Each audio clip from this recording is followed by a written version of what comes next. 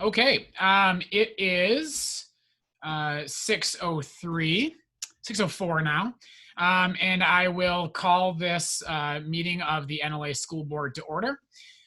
So first thing we have to do is go through and complete our roll call for our board members, just to make sure that our video and our audio is working. First of all, everyone can see and hear me fine?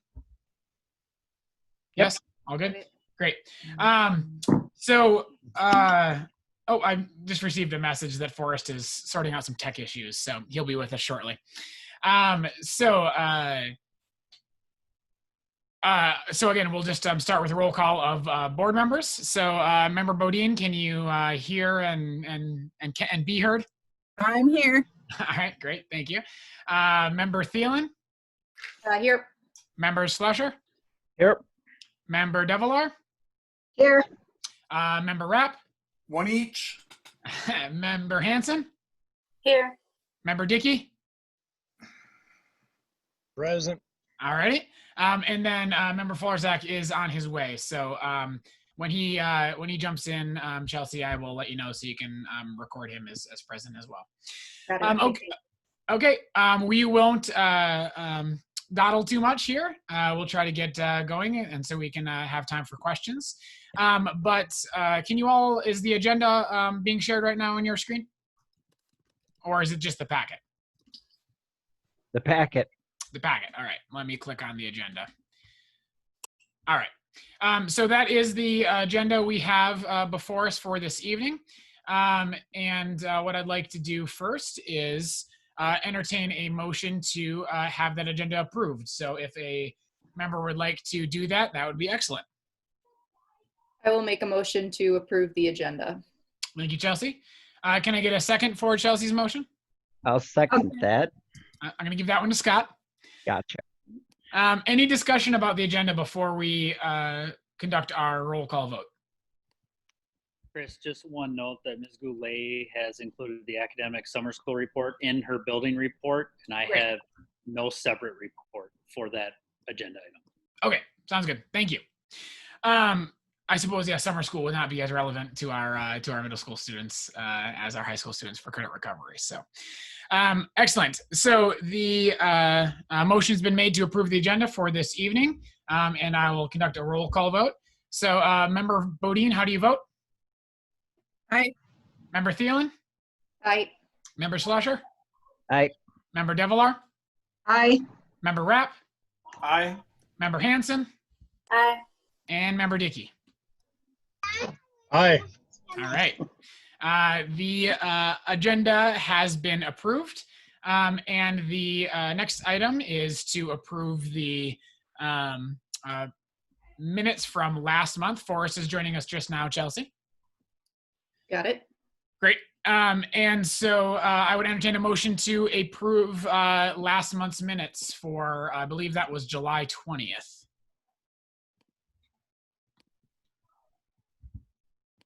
If someone would like to make that motion. I make the motion to approve the minutes from last month. That was July 20th. All right. Thank you, Sarah. Can I get a second for Sarah's motion? I'll second that. Thank you, Hannah. Any discussion about what you found in the minutes? Okay. Member Bodine, how do you vote? Aye. Thank you. Member Thielen? Aye. Member Slusher? Aye. Member Devilar? Aye. Member Rapp? Aye. Member Hanson? Aye. Member Dickey? Aye. And Member Florzak? Aye. Excellent. All right, so that that motion carries unanimously. The next item we have up is community comment. Generally speaking, for any of you who have not attended a board meeting before, or who don't attend all too often, I do try to entertain comments when they come up throughout the agenda, but this is the most appropriate time if you have a question or a statement you would like to make. For the sake of not having everyone trying to talk at once, if you have a question that you would like addressed or a statement you would like to be submitted as part of the record. If you could just put that in the chat in the next minute or so, that would be great.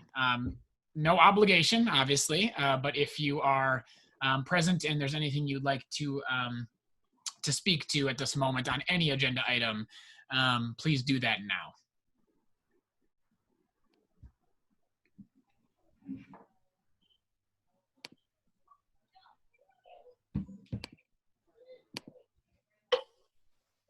Okay, I am not seeing anything being typed in the chat panel.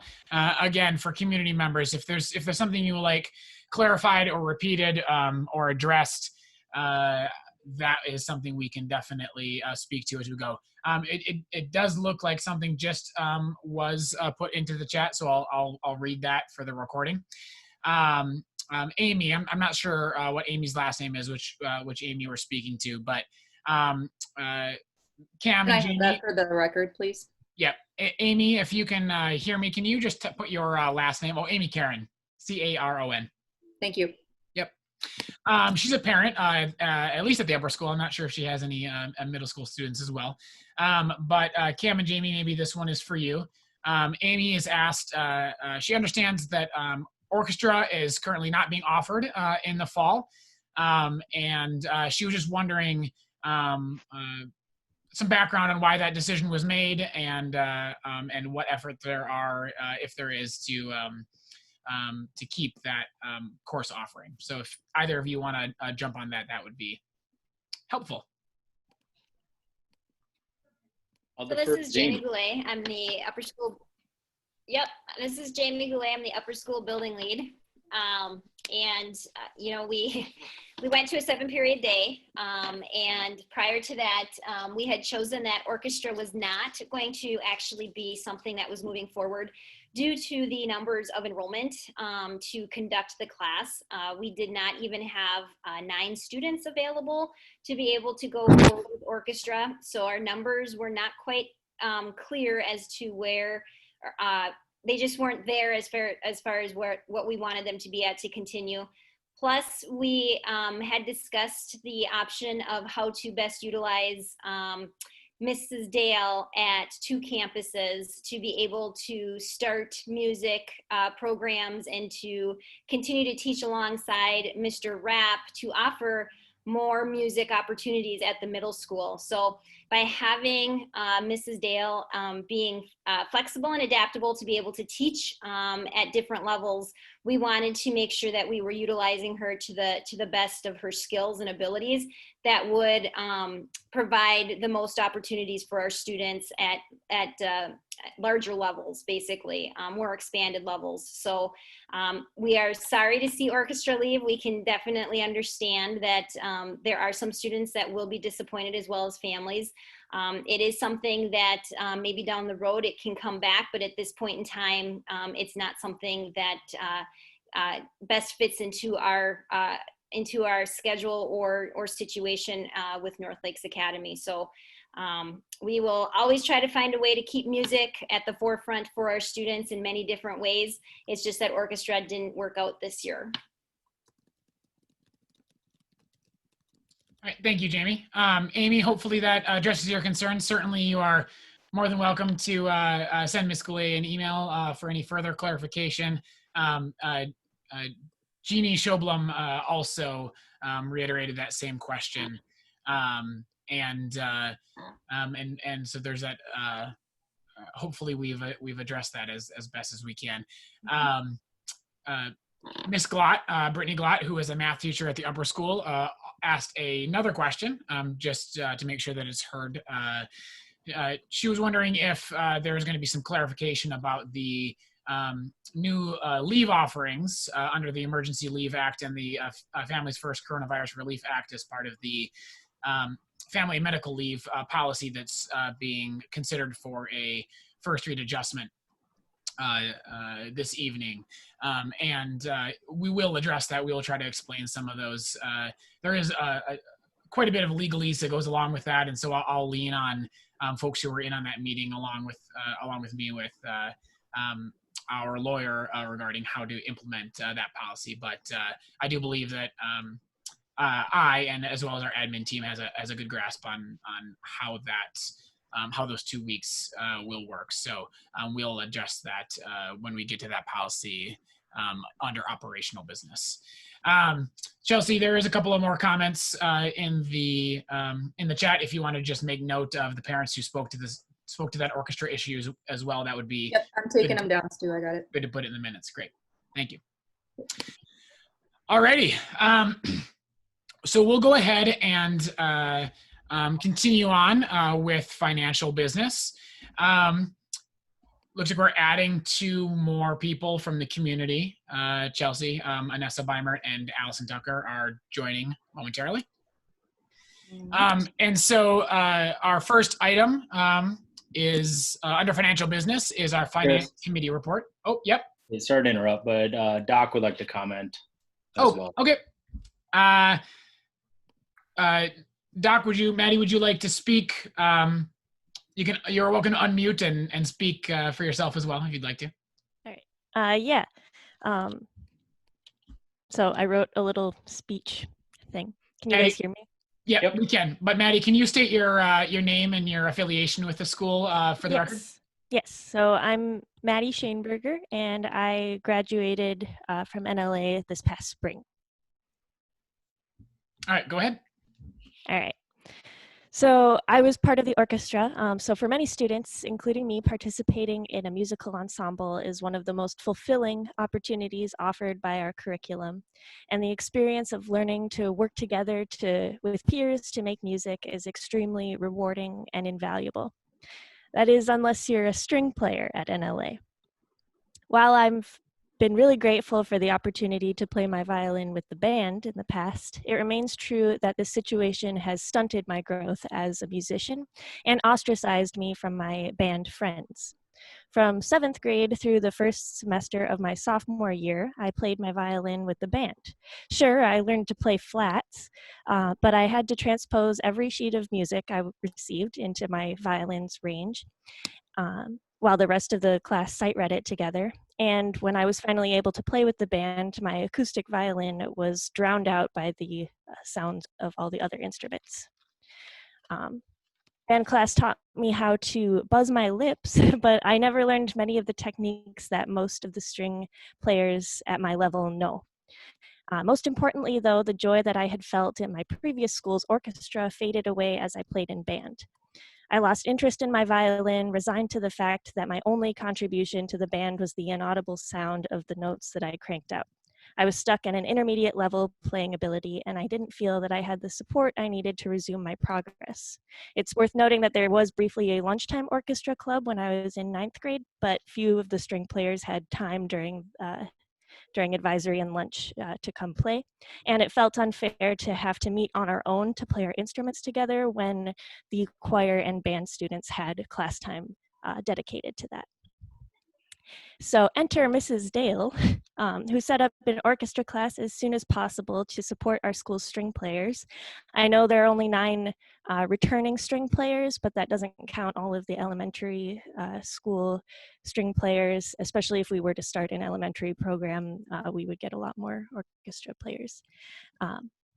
So although she doesn't specialize in string instruments, even being offered the class time and space to play and to hear ourselves play was a treat. And I think that that's a really valuable thing that should be prioritized.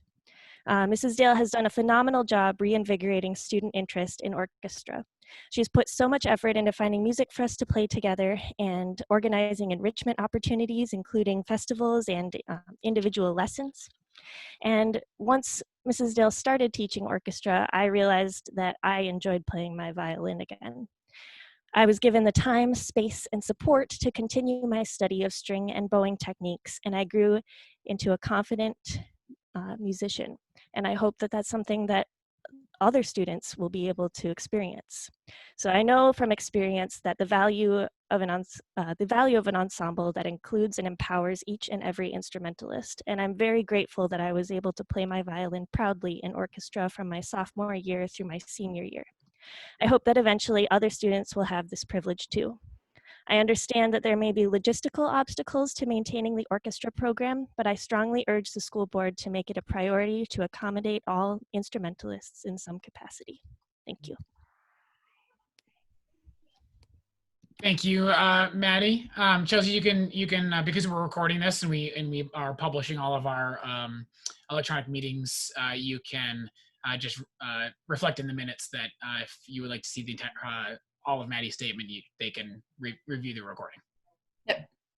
I certainly appreciate our community turning out for this particular issue, despite our. Not least of which because, of course, I work with Miss Dale every day, and we know how talented she is, and we know how amazing some of the opportunities we're able to provide our students are. I will, on behalf of the board, and by all means, other board members, if you would like to say something to this issue, you're more than welcome to do so freely. I suppose what I would just offer is it is our charge as a board to do what we feel is best in terms of supporting the academic opportunities and academic success of our student body. Broadly speaking, that has never included selecting or not selecting individual classes. Our ability as a board is to invest money in where we think it needs to be invested when it comes to academic selections, although certainly curricular choices tends to be a blurry territory when it comes to what the role of board members are in comparison to what the role of our administration is. Certainly, I know, speaking for Ms. Goulet and for Mr. Stotler, they're absolutely hearing you in this moment. And if any other board members would like to say anything else to this item, we certainly can do that right now. Or if Ms. Goulet, you would like to say something, or certainly Ms. Dale, if you would like to respond as well, this is absolutely the most appropriate time to do that. Yeah, I mean, I can respond. I 100% hear what everybody is saying and completely understand the desire and the want. We are at a point right now too that we have to look at what's best for K through 12 and how we can make sure that our music curriculum is having that opportunity with the personnel that we possibly have here first to make that work. But then secondly too, orchestra was not the only class that was not available this year. Going down to a 7-period schedule really doesn't allow many students to have choices or any choices really at this point in time because of the fact of how the hybrid schedule works out. I'm never against wanting to bring it back at some point, but at this point in time, in what we feel is best suited for a K through 12 program, as well as how we are utilizing our resources as far as personnel. This is something that those tough decisions need to be made, and that was one of those tough decisions. And it's highly unfortunate, and it's something again that we don't want to see any course let go or cut by any reason, but this was something that as an administration we discussed, and we felt it was in the best for the best path in regards to how to utilize our resources, as well as to provide music opportunities for many more students as a feeder program at the junior high level and possibly even the elementary level. So I hear what you're saying. I completely understand your viewpoints, and it's just, we just had to make some tough decisions in regards to how this was going to work for this year. Hey all, this is Cam Stotler, the director, and I just want to echo what Ms. Goulet said. We are always trying to serve our students best, and we made some decisions that we felt we had to make, and I am complete agreement with Ms. Goulet's reasoning and how and why we made these decisions. But it's not lost on us that there's a desire for orchestra. We've known that all along. It's always been something that we've been aware of, but in these in this new normal here, it's just a situation that happened to play out the way it did. We're super hopeful of bringing it back in the future. And we hope we can do that. But as for right now, this is where we stand. I'd like to also address and respond to this. You know, obviously I'm very sad that we don't have orchestra, even though we do have students interested in it. They're not going to join band again. It's a very unpleasant experience for string players, but I just want to address a bigger picture as well that has been weighing on me, is the K-12 music program overall. And, you know, we're looking at the second year that our elementary students do not receive any arts education. You know, they do not have a music specialist. They do not get visual art specialists. And with that paired with additional cutting and programs, I'm fearful, quite honestly, for our K-12 music program. This is a significant cut. This is half of our music offerings that are at the upper school. And, you know, because it wasn't just orchestra that was cut. And certainly under the COVID time, I certainly understand challenges with scheduling and things like that. But, I mean, that wasn't the only reason that it was cut, you know. And so I just think that there is a bigger picture that we need to look at with the K-12 music program and the future of music. Music is such a integral part of NLA that it seems disingenuous that we are not continuing with our music offerings when over half of the upper school student body is enrolled in a music ensemble. It's clearly very important to our community, more so than just orchestra students. And I think we need to keep that in mind. That's all I wanted to say. Thank you, Jamie and Cam and Miss Dale, for those of you that don't know Miss Dale by face. Miss Dale is our upper school music instructor. So, all right. So we will, certainly the board has been listening in on all our comments. And as Actually, I have one question for Miss Dale, if that's all right. Sure, you bet, Scott. When you said it wasn't the only music offering cut, what other one? I guess because I'm just a new board member, so I guess I'm not sure about how the class have transitioned over. Correct. So when this was first discussed last spring, you know, we were looking at an increase of students at the middle school, particularly the 7th and 8th grade levels, which I believe was something, you know, passed back in February to, you know, to help with the attrition. And under normal circumstances with the normal schedule, if we had those grades full, it would have led to an overload for Mr. Rapp at the middle school, which meant we needed additional music support at the middle level. And so it was decided that music encores, such as music theory, music history, rock history, orchestra, and treble choir were taken from the schedule to allow me time in my schedule to go over and pick up that overload. Sure. At the middle level. Awesome. Thank you. Yeah.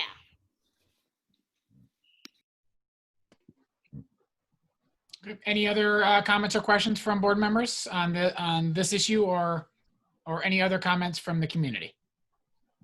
I would like to comment on the music issue. Music was a formative part of my high school experience, and I understand we're in a remarkable year. Sorry, all of a sudden I want to talk and I can't. But I would not have become the person I did or develop the social emotional skills that I did without a strong music program. And I'm concerned that I understand that this year is a remarkable year, as you hear all over the place.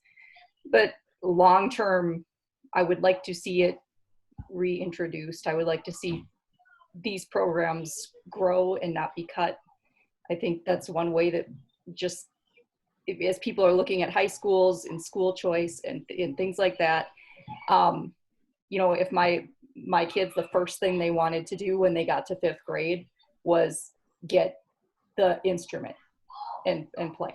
I think that if we continue to, I'm just saying, I don't want to see this go away. I understand that it has to be cut back. I understand scheduling and things like that. I'm just, I strongly feel that I don't think people are going to stick around if the arts go away, because I see so many kids engaging with the arts, and it kind of leaves a big hole.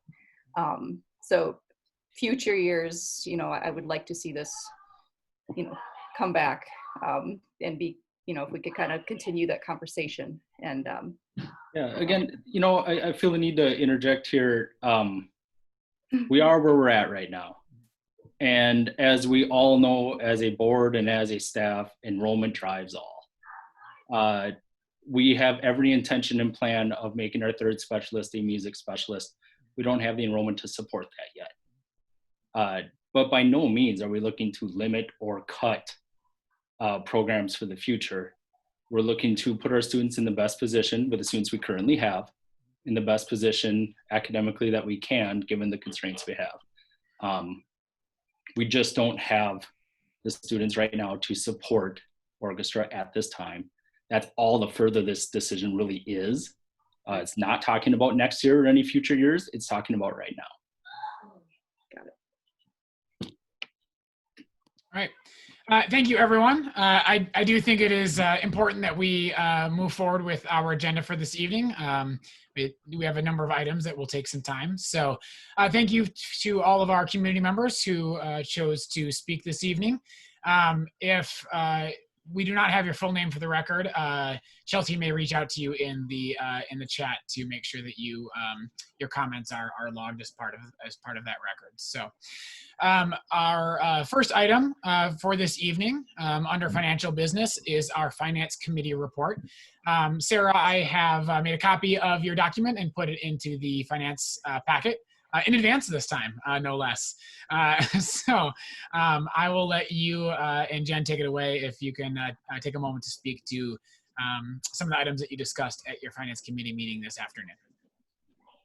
I have it in the agenda packet. So if I'm just going to do a real quick review or overview of what we discussed. So we just had a few questions regarding some of the items that were purchased. In particular, it was the $86, I think it was, here I'm looking for it. There are $68 payments, and those were all for the ACT test reimbursements. Those were the only items of any real concern that we didn't know what those were for. We had some email correspondence regarding some of those questions that we had. And if you wanted to take a look at that, again, it's in the packet. And then for our discussion, we had previously discussed credit cards. Right, so I had asked a question about some of the larger reimbursements that we made to some of the admin, and had wondered why we didn't issue credit cards or asked that they use checks from the school as opposed to personal accounts. And it sounds like we have looked into that previously, but the bank requires a social security number in order to make that happen. And obviously that's asking a lot. So we haven't pursued that any further at this time. We asked whether pre-authorization occurs with these larger purchases, and Jan indicated that generally pre-authorization occurs. But we would like to know more about how this process works and whether further oversight should be considered. There was a larger purchase for digital marketing items, and that purchase was to provide adequate equipment to the staff member who will be filling a marketing role. We discussed the PPP and CSP grants and we discussed whether they were on track and whether there are other items that needed to be purchased. So basically just wanted an update on that. And it sounds like the PPP has been spent completely. The last expense was for the July 6th payroll. PPP funds have been used for salaries, TRA, and benefits. And Jan would like to request that Clifton Larson Allen do the reporting for our PPP grant to ensure it's properly reported. Obviously, it's going to be very complicated. The banks don't know how this is going to proceed. So once that does occur, she'd like to ensure that it's done properly and would like to solicit the help of Clifton Larson Allen to ensure it's done correctly. Regarding the CSP grants, Beth Ann is managing that. It sounds like she's made all of the purchases and that those funds need to be spent by September 30th. Jan mentioned that Cam and Beth Ann are working on the second round for CSP, and we were just not sure if that was regarding the grant request for next year. So we just were inquiring as to what that second round award was in regards to. We discussed oversight for the athletic budget, and Jeff requested a detailed athletic budget in which Jan provided.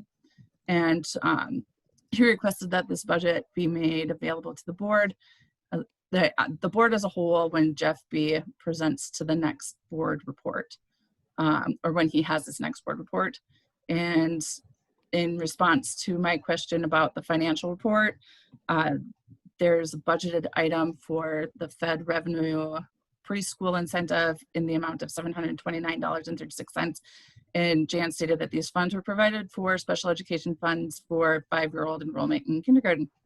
And that was what we discussed. Say, I'll just jump on. You asked about CSP grants in the second round. The second round is for the second year of a 2-year grant, which starts October 1st. And so we have to have that budget submitted to MDE by August 30th. So that's and so round is for. We're essentially, as long as we do the proper reporting, we're essentially guaranteed that. Is that correct? Correct. For next year? Yep. Okay. Yep, as long as there's no negligence along the way, we're guaranteed the second round. Yep. Jan, do you feel like first of all, if there's anything you want to comment on, feel free to do so. But do you feel like you need separate board authorization for CLA to do our PPP funding? For the community, they are our contracted auditor. Do you feel like you need separate authorization for that, or do you feel like you have what you need to move forward with them on that reporting piece? I don't think I need board support. I'm thinking I need Cam's okay to go ahead with it, but when it comes time to do that, they're going to be the experts. Right. And we don't want to lose that $700,000+ because we don't know all the ins and outs of it. We've done everything right. It should be a smooth process, and it shouldn't cost us much to pay them to make sure they dot the I's and cross the T's. All right. So I've mentioned it briefly to Cam, but we haven't had much chance to talk about it. There's a lot more important things going on right now. Sure. Yeah, I totally agree. Makes the most sense. Sure. Yep. Were there other items, Jan, that you felt like you would like to chime in on from the Finance Committee report? I don't think so. I think we're doing, if you look at our cash flow charts and stuff, I think we're in a good place right now. Okay. I'll speak to briefly the considerations about a credit card and why admin's been making so many purchases. Two main reasons why this may seem like more than usual, and it absolutely has to do with setting up for this coming year and the CSP grant. It's all a timing issue. The vast majority of stuff that we order through an online website, which requires a credit card number. The school doesn't have one. We have looked into one, but there are a couple of reasons why that hasn't happened yet. But nonetheless, we don't have one. Therefore, that's why the admin is making those purchases right now. And some with the CSP grant, those have to be spent by September 30th. And the timing of deliveries and such is where every day gets to be critical at this point in time. So that's why more and more of those happen kind of late summerish. But it's a unique season for that, for sure. We try whenever we can to purchase with a purchase order, but Yep. online, it's very difficult to be able to do that unless it's Amazon where we actually have an account. Right. So Or a sometimes it's company that we have unavoidable. a prior relationship with. They don't even want to check. They don't want our checks and all that. They don't want to mess with that. So. All right. Thank you, Jen, and thank you, Sarah. This is an action item, so I would entertain a motion then to approve the Finance Committee report and the purchases therein for this past month. I will make a motion to approve the Finance Committee report. Okay. Can I get a second for Chelsea's motion? I would second that. Thank you, Jeff. Are there any further items that you'd like to discuss or any other comments from board members regarding the Finance Committee report?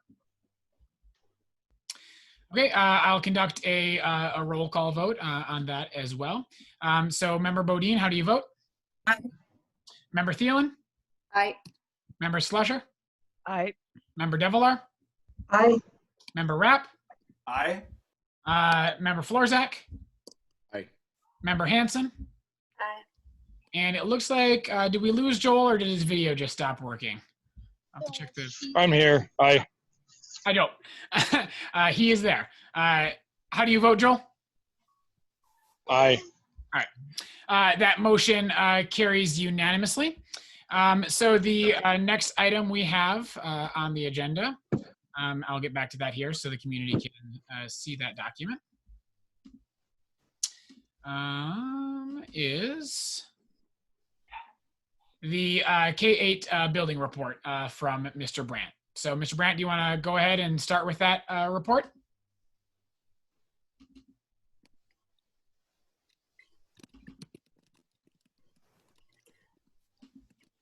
All right. So Mr. Stewart's bringing it up. Is my audio working? It is. Can you see the report right now, everybody? Yep. Okay. Yep. Great. All right. So K-8 enrollment is holding steady. That's not to say that there hasn't been significant movement in the last month. There has. So it continues to fluctuate on a daily basis. Last month included about 13 K-8 students transitioning out, some for the purposes of homeschooling, which for them seemed to be a better fit this year, and some for another school. We also ended up removing some unresponsive families who had applied quite a while back. We removed them from our enrollment counts. So I'm really confident in the numbers that are there today. And while there's been some movement, we're up one essentially from a month ago's numbers. Academics, hybrid and distance learning plans have been developed and presentations have been shared with the NLA community. Academic systems are a go. We've renewed those for this year. We're bringing a more uniform presentation to Schoology for more consistent navigation with distance learning. And we've made a variety of strategic decisions related to hybrid, which seems to be maybe really reliant on this year, including reducing the total number of courses a student takes at any one time at the middle school level, adopting practices for elementary students that should be able to reduce screen time dependence at home when doing distance learning, a schedule that will allow students to transition between models if we end up in that situation, which we likely will without major disruption. And then a more self-contained model for elementary learners, which is a continuation of last year's model, really. Financials really has been about spending money in the last month or so. Purchases have been made for safeguarding against COVID, including the GPS ionizers, which we talked about last month. They are now installed at the K-8 building. Plexiglass dividers, face masks, electrostatic disinfectant sprayers, sanitizer stations, and the list goes on. We've also made purchases to enhance distance learning with technology, Chromebooks, renewal of online platforms like Schoology, Screencastify, wireless microphones, and some others as well. And then, of course, the CSP purchases have been largely completed. We are permitted to carry over unspent funds if we need to year two, but for the most part, those funds have now been exhausted. As far as ownership, We have been able to offer some tours to prospective families. We opened the building back up in July and have allowed families who are interested to come in, see the place, and have a discussion about enrollment. And we are offering a modified back to school event on the Thursday prior to school opening, which will be in person for K-6 and all new to NLA 7th and 8th grade families. So we'll be scheduling families in the building, limiting the amount of time they might be in actual classrooms, but we did provide for them to actually be on site. We were also able to offer staff and community Zoom meetings along the way in the last month. As far as becoming or social emotional, our courses continue to be offered in the distance learning model. At one point I was nervous that we'd have to sacrifice those courses in some form or another, but we've been able to retain those as an offering. In our elementary classrooms, we'll continue the practice of holding that morning meeting, which is kind of critical to creating that top 20 culture. Here ends the the K-8 building report. Any questions?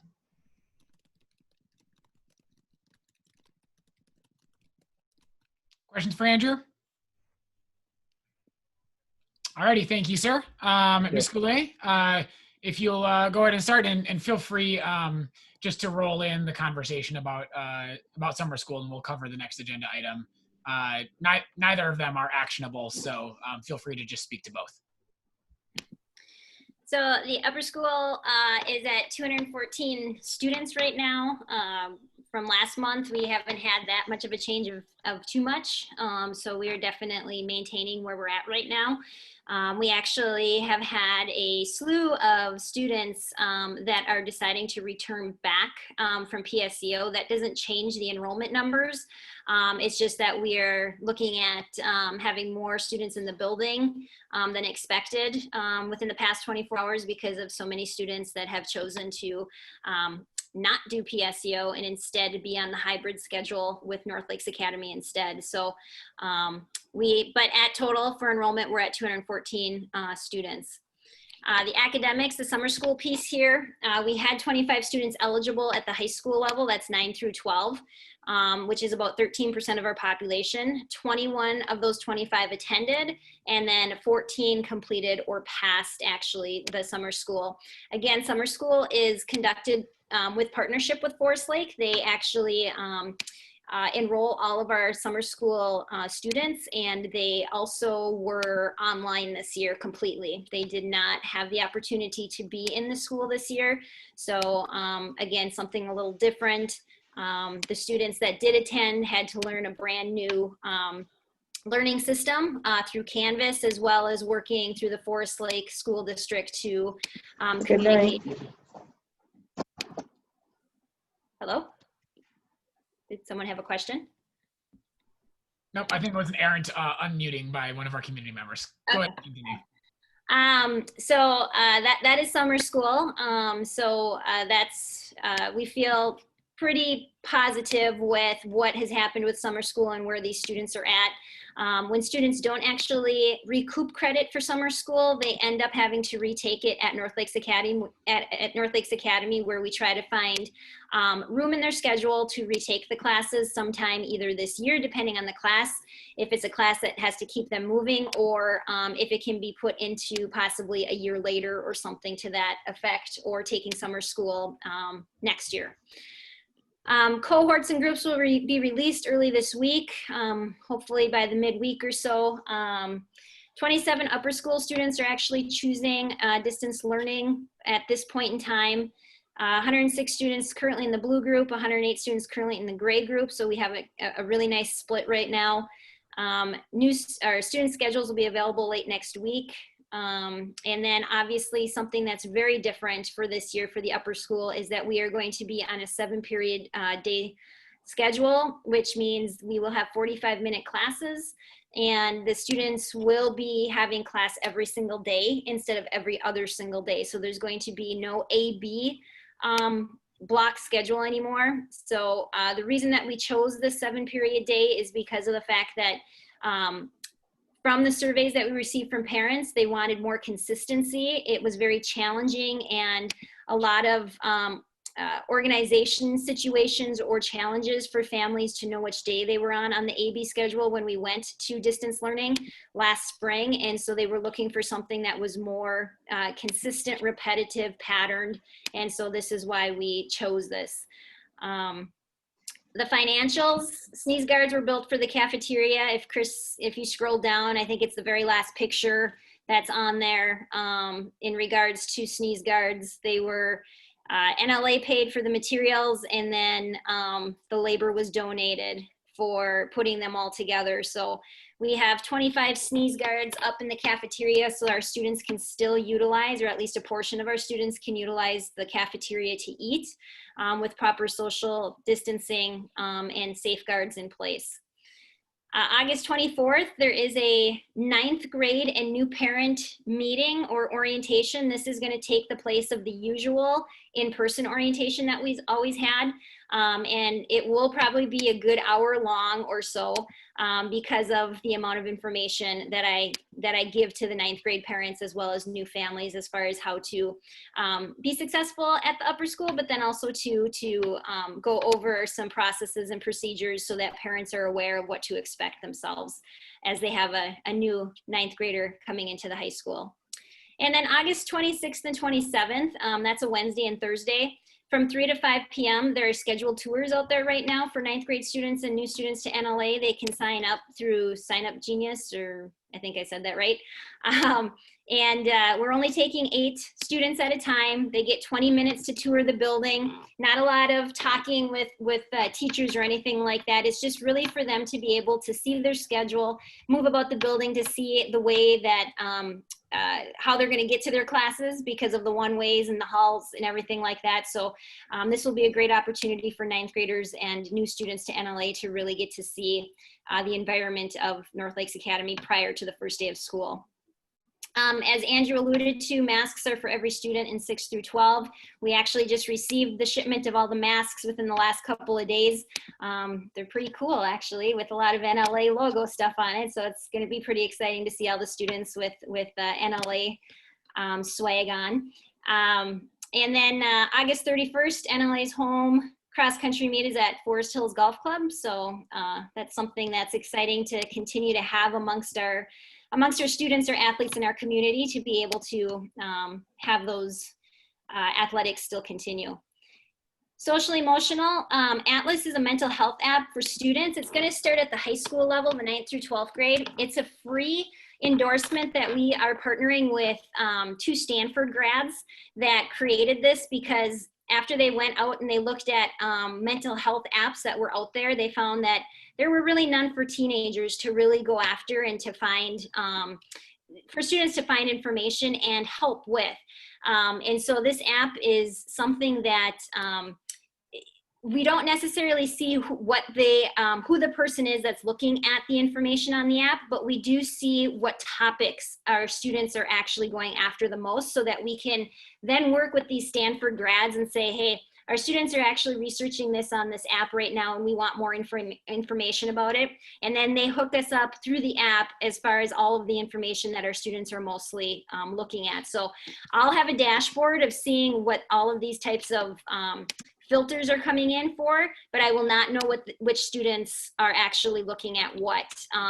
So it's just, again, it's an anonymous thing for students to be able to have support while we continue to endure COVID, as well as having changes in school and things like that. So we're super excited to see what this is and what this does for us, and that will be rolled out September 14th.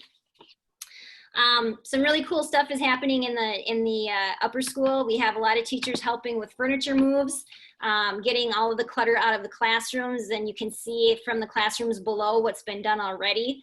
You can see that social distancing is definitely happening. We've basically taken every class and divided it by half. We also know that it's not going to be a true 12 in every classroom. There is going to be anywhere probably from 12 to 16 students in a classroom. And we're trying every which way, shape, and figure to try to make sure that we are making sure that distance is happening. Technology training, as Andrew had said, we had purchased swivels. This is going to assist, one way that it's going to assist us to have live stream capabilities to our students who are on distant learning days or the DLO. So again, with having school every single day, it's going to be super important that the upper school students are basically entering the classroom via virtually every single day. Because new content is being built upon every single day, because we do not have that every other day option right now. And then in service, we are going to meet as a staff August 25th through 27th to just kind of really roll things out in a slower motion than just trying to get it all through on August 31st through September 4th. So we did add a couple of days there at the upper school just because of the amount of technology that we're working with, as well as process and procedures that just really need to be trained in order for us to open and be ready, and then the rest of the pictures as far as what the classrooms look like. So here ends the upper school report. Does anybody have any questions?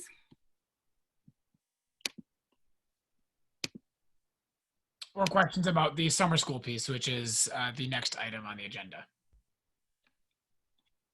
Jamie, a question for you regarding those 3 extra days. Are those contracted days or just optional come in and get acquainted days? So we are working, I'm working with the staff to find out how we can flip-flop basically in-service days from the actual school time to be able to utilize this time now, because we have so much up front at this point in time that I would rather have them be more prepared now than just trying to always try to catch up. So that was something that we had a meeting, and it seemed that the vast majority of the staff was on board for that. And so we all decided that was something that was going to go. This is just upper school.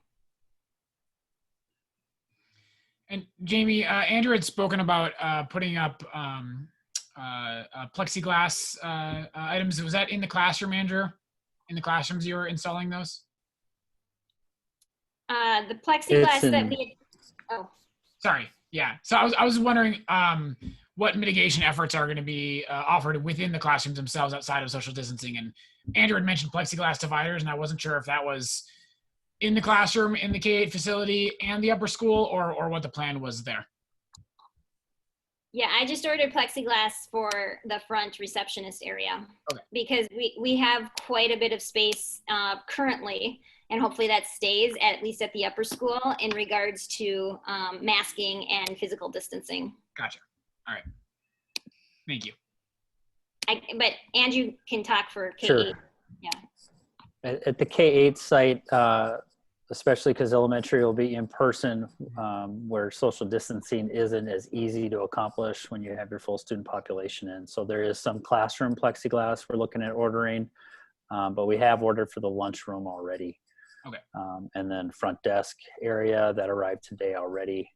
And then our resource rooms, where that personalized instruction, it's going to be hard to maintain that without being close. So plexiglass will be ordered for those spaces. At middle school, some classrooms with tables, it was a little tough to get the 6 feet. So we might be ordering some additional plexi for that space as well. All right. Other questions for Ms. Goulet? Okay, we will continue moving forward.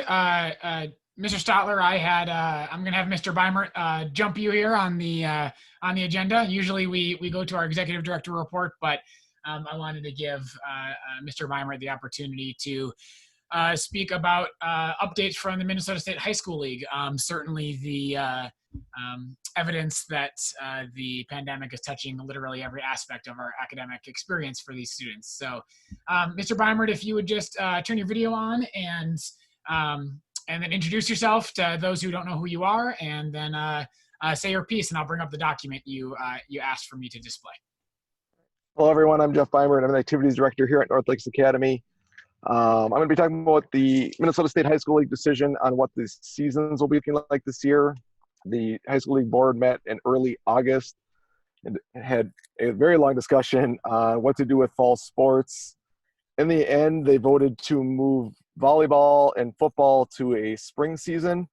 which only the volleyball affected us, and voted to keep boys and girls soccer and cross country for boys and girls here in the fall for the sports that affect us. They did vote to shrink the seasons by 20% in length and 30% by contests. All that is laid out in the document as well. Then each sport was provided with detailed documents about different things they should be doing for COVID mitigation at contests as well in practices. Those documents are attached in the board agenda packet, but we won't go over those specifically because they are lengthy. How the rest of this vote impacted us as well. Basketball, we don't know yet how that winter season is going to look. It sounds like it's going to be shrunk by similar 30% in competition, 20% in weeks, but they have not made that decision yet. Volleyball will move to a early to mid-March season to May at some point, with that same 30% reduction and 20% reduction. And then our traditional spring sports of baseball, softball, track and field will be moving to a summer season this year, creating a longer time for all of us here this year, a little more opportunities. That will run from mid-May to probably early July.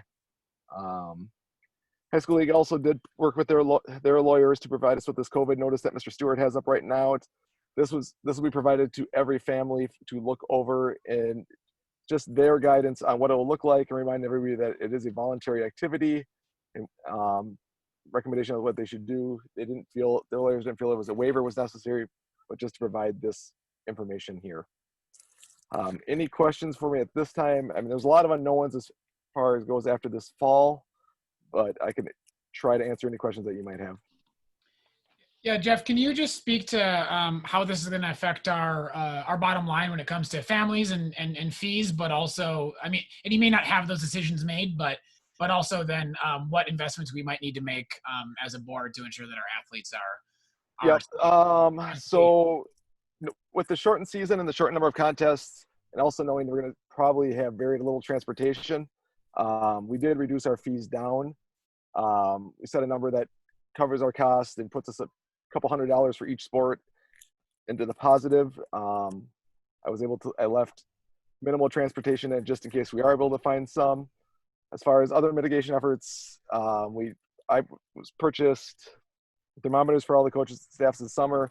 We are going to continue to take temps at the locations for each sport. We didn't know, with kids coming from home, we just felt like it was one easy, safe thing we could do to make sure we are putting that effort forward. So those thermometers have already been purchased. I am going to look into possibly getting masks for the coaches as well, but we are also purchasing, this was included in the fees, gator style masks for all the athletes to wear at practice as well in games. Jeff, did you want to speak to the practice times at all? Yep. So one thing we did with practice times is we are currently running all of our fall sports a little bit later.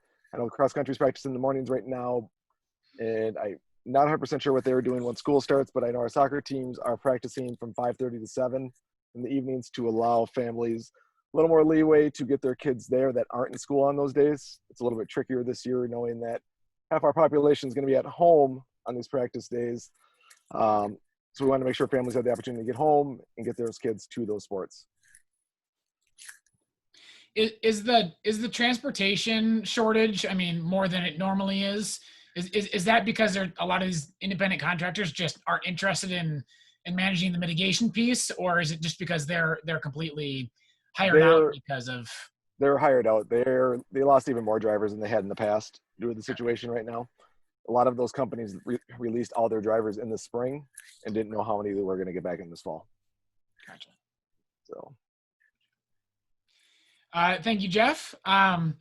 Board members, this is a good opportunity for us to ask questions that we think our families might want to know. So I'll kind of open the floor to our board members if there's other items that you think we need to address, or certainly for those of you who are currently coaching. I know there's a couple of coaches on staff on the board. So if there's anything you feel like the community would need to know from us at this time.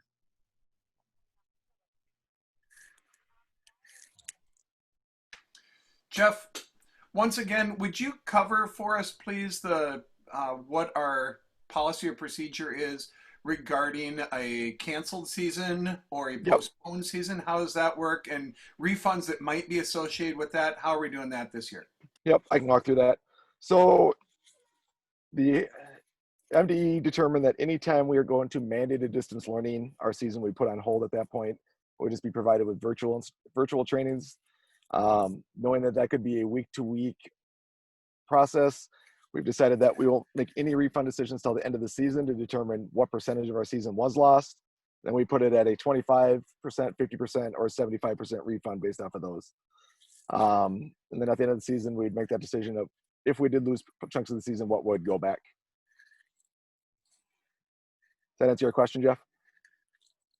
That was great. I appreciate that. Just wanted to get that out there for everybody. Yep, nope, that's a great question to ask. Anything else for Mr. Beimert? Okay, we will continue moving forward in the agenda. And Cam, your executive director report is the next item up for discussion. Sure. All right. My goal here is to kind of keep this concise as the summer, with the summer going on, not much changes in terms of the job aspect, but it has been, as discussed prior, a lot of CSP budgeting, PPP items. We've been, one of the things people don't realize about when you order a lot of items is they come shipped, not fully assembled. And so we've had to spend, unfortunately, a lot of time assembling a bunch of items as well. It's a good problem to have, but a problem nonetheless. A lot of discussion around policy changes, still working through interviews and hiring. We just recently hired a paraprofessional for the upper school. Obviously planning for the opening, scheduling scenarios has taken up the bulk of the time. We did hold a Zoom community meeting last week, which I think went well. It was unfortunate that we weren't able to host more families. I'd actually thought that we were able to do more than 100 at a time, but it didn't work out that way, and we'll make sure that the next time we do that, we are able to accommodate more families. But it's been, kind of the typical summer stuff with the added caveat of what the fall is going to look like. And I did just want to take a moment to thank and just make it be known the honestly tireless efforts that Ms. Goulet and Mr. Brandt and Ms. Peck and our tech director, Mr. Oaxaca, and Mr. Beimert and several others have been putting in. It's been full go since the week before July 30th. And it's been hard. There's no question that this has been a difficult planning season, but it's been hard for the right reasons. It's been hard because we're working diligently to put the best offering out there that we can. We see this as opportunity, not as disappointment. There is some of that, but we're trying to see as much as opportunity as possible. How do we do this well?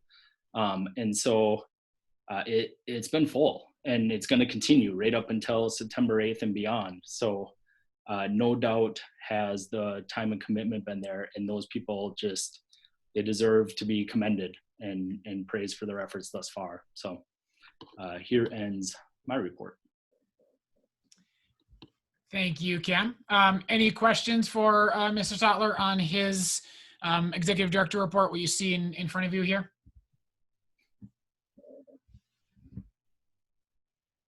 Okay, seeing none, we'll go ahead and move forward to some of our policies. Board members, I know that I spoke to this when we first tried to get this language in front of you. Some of these policies are going to be really critical for us for this upcoming school year.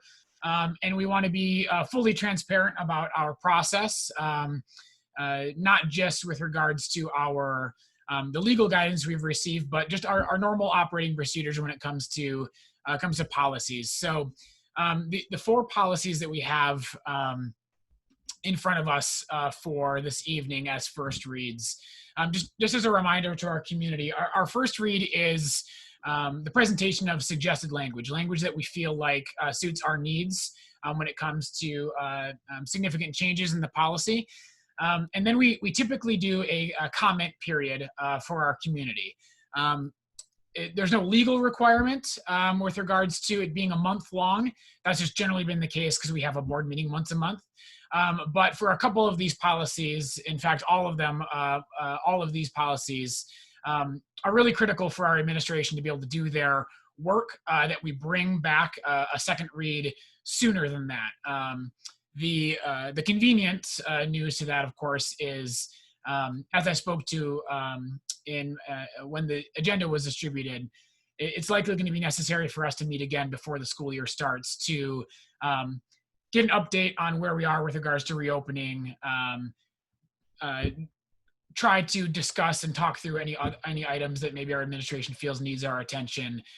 And so we are going to, or the policy committee, assuming the board is willing, is going to accelerate the policy review process. And so we're looking at a review period for these policies of about 2 full weeks.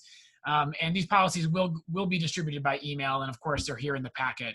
And I just encourage any teachers and community members and other interested parties who have thoughts about these policies, just to be deliberate about getting your feedback into any member of our policy committee, just so we can make sure that we're doing this process justice, even though, like I said, it does need to be accelerated a bit so we can have some things in place. So I suppose the easiest way for us to go through these 4 policies that have suggested changes is I'll just speak to them briefly, and then I would ask any member of our policy committee. I believe that it was Ms. Goulet and then Mr. Slusher and then Cam who were able to be part of that meeting. I'm not sure if I missed anyone on that list. I apologize if I left anybody off of that list who was in that last meeting. But by all means, if there's any pieces that you want to speak to with regards to the edited language, please let me know. The first policy we're bringing forward to the board for a first read is policy 101, which is graduation requirements. There's just one clause that we're changing, and I think it'd be in my best interest to have Ms. Goulet speak about what this change looks like. And it's formalizing the no credit designation in our graduation requirements policy. So Ms. Goulet, could you speak to that just briefly as a policy committee member, but also as our upper school leader? Yeah, so at the end of last year, we started the venture of looking at how we can have our grades become more valid in regards to what is happening within the classroom based on evidence with students. And a committee was formed that it started with the whole upper school teacher team. And then from there, it went down to 7 staff members based on who had interest to continue the platform. And these 7 individuals from the upper school and myself have worked the entire summer, probably about 15 to 20 hours of lots of meetings, asking tough questions, challenging each other in regards to how to make our grading scale and system work more efficiently. And so part of this was how do we make sure that students are completing summative assessments? Those are like the tests or the final papers or the final projects that are usually weighted more within the grade book. And it was agreed upon in something that was brought forward by the team, by the committee, I should say, the grading committee, that an NC should be incorporated into the grading and into the graduation requirements to help students understand, as well as for families to understand that when teachers or when a school is looking for evidence, we need to be able to see that the students can display that learning in some way, shape, or form that gives us an idea that they are meeting the requirements of that class. And so this NC designation was suggested and brought forward to the committee, the policy committee. And this NC would basically, if a student did not complete a summative assessment throughout their course, their overall grade would turn to an NC with ways to to try to get it removed because we don't want to see any student not receive credit for anything. But this is a way for us to make sure that students and families understand that everything that is being requested of students in the classroom as part of the core content and the expectations of proficiency are met. And this NC designation helps us with that message. Mr. Stewart was on that committee, and is Mrs. Tucker still on here too, and Mrs. Glott? Are they still in? Yep, I'm still here. This is Brittany. I'm still here. Yeah, so if any of you want to add anything above and beyond that, they were part of the committee as well. Wait. And if not, that's okay too. Yep. If anyone wants to be recognized, by all means, feel free to speak freely.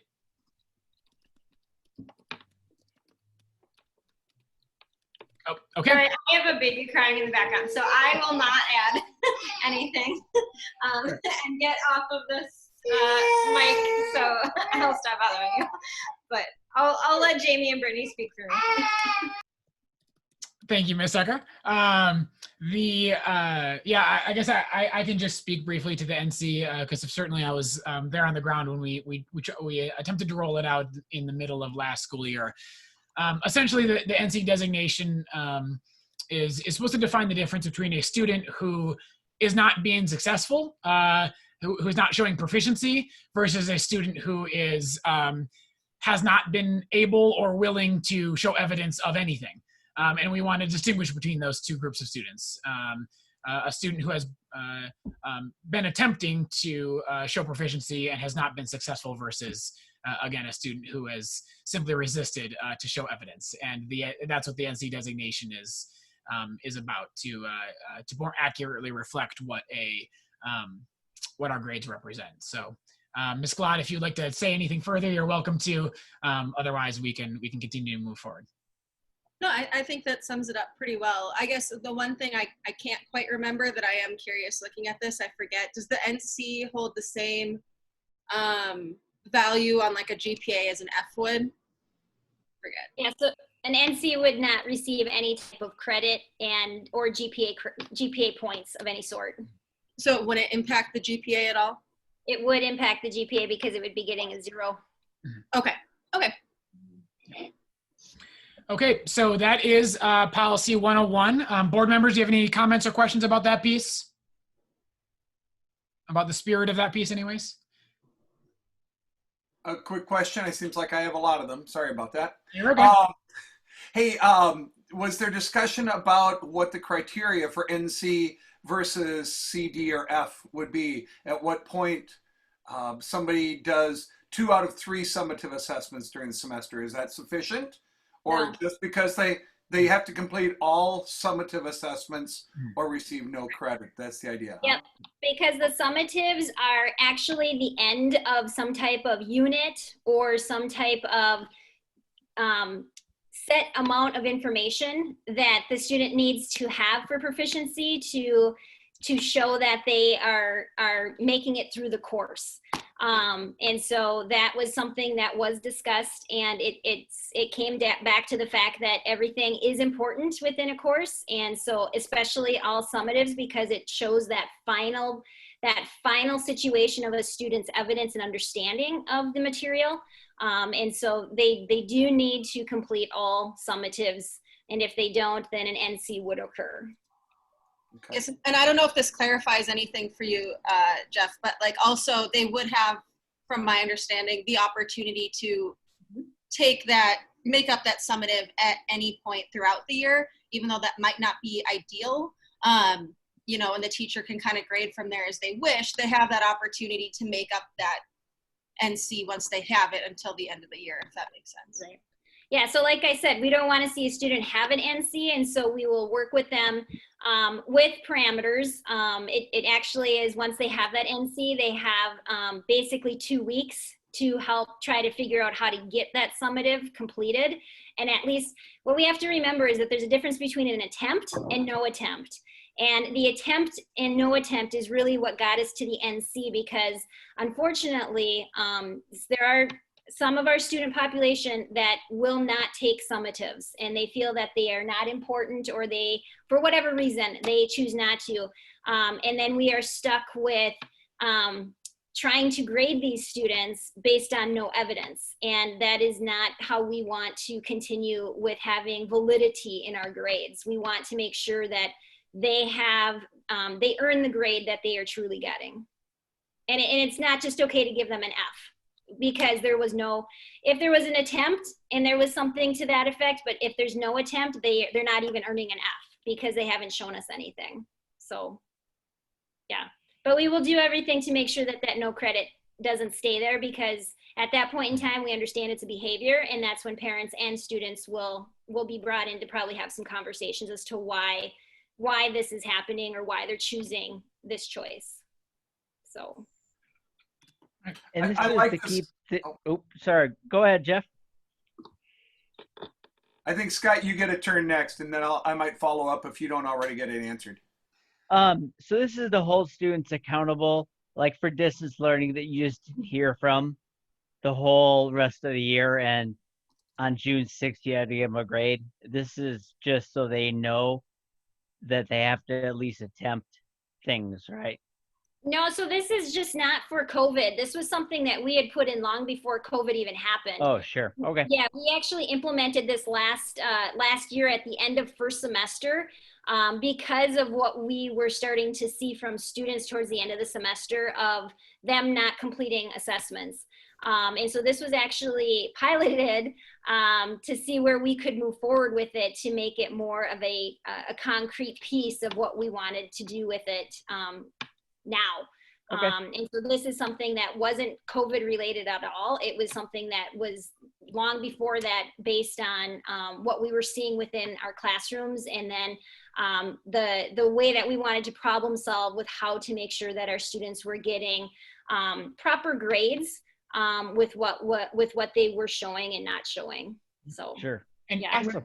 And with my board hat back on, that's ultimately why this issue is coming before us as a group, is because Ms. Goulet, as one of our employees, felt like without policy backing for that type of policy, it would be very difficult to enforce that with families, to enforce the notion that students need to consistently be offering evidence of their learning, and then have a policy that doesn't necessarily outline that expectation.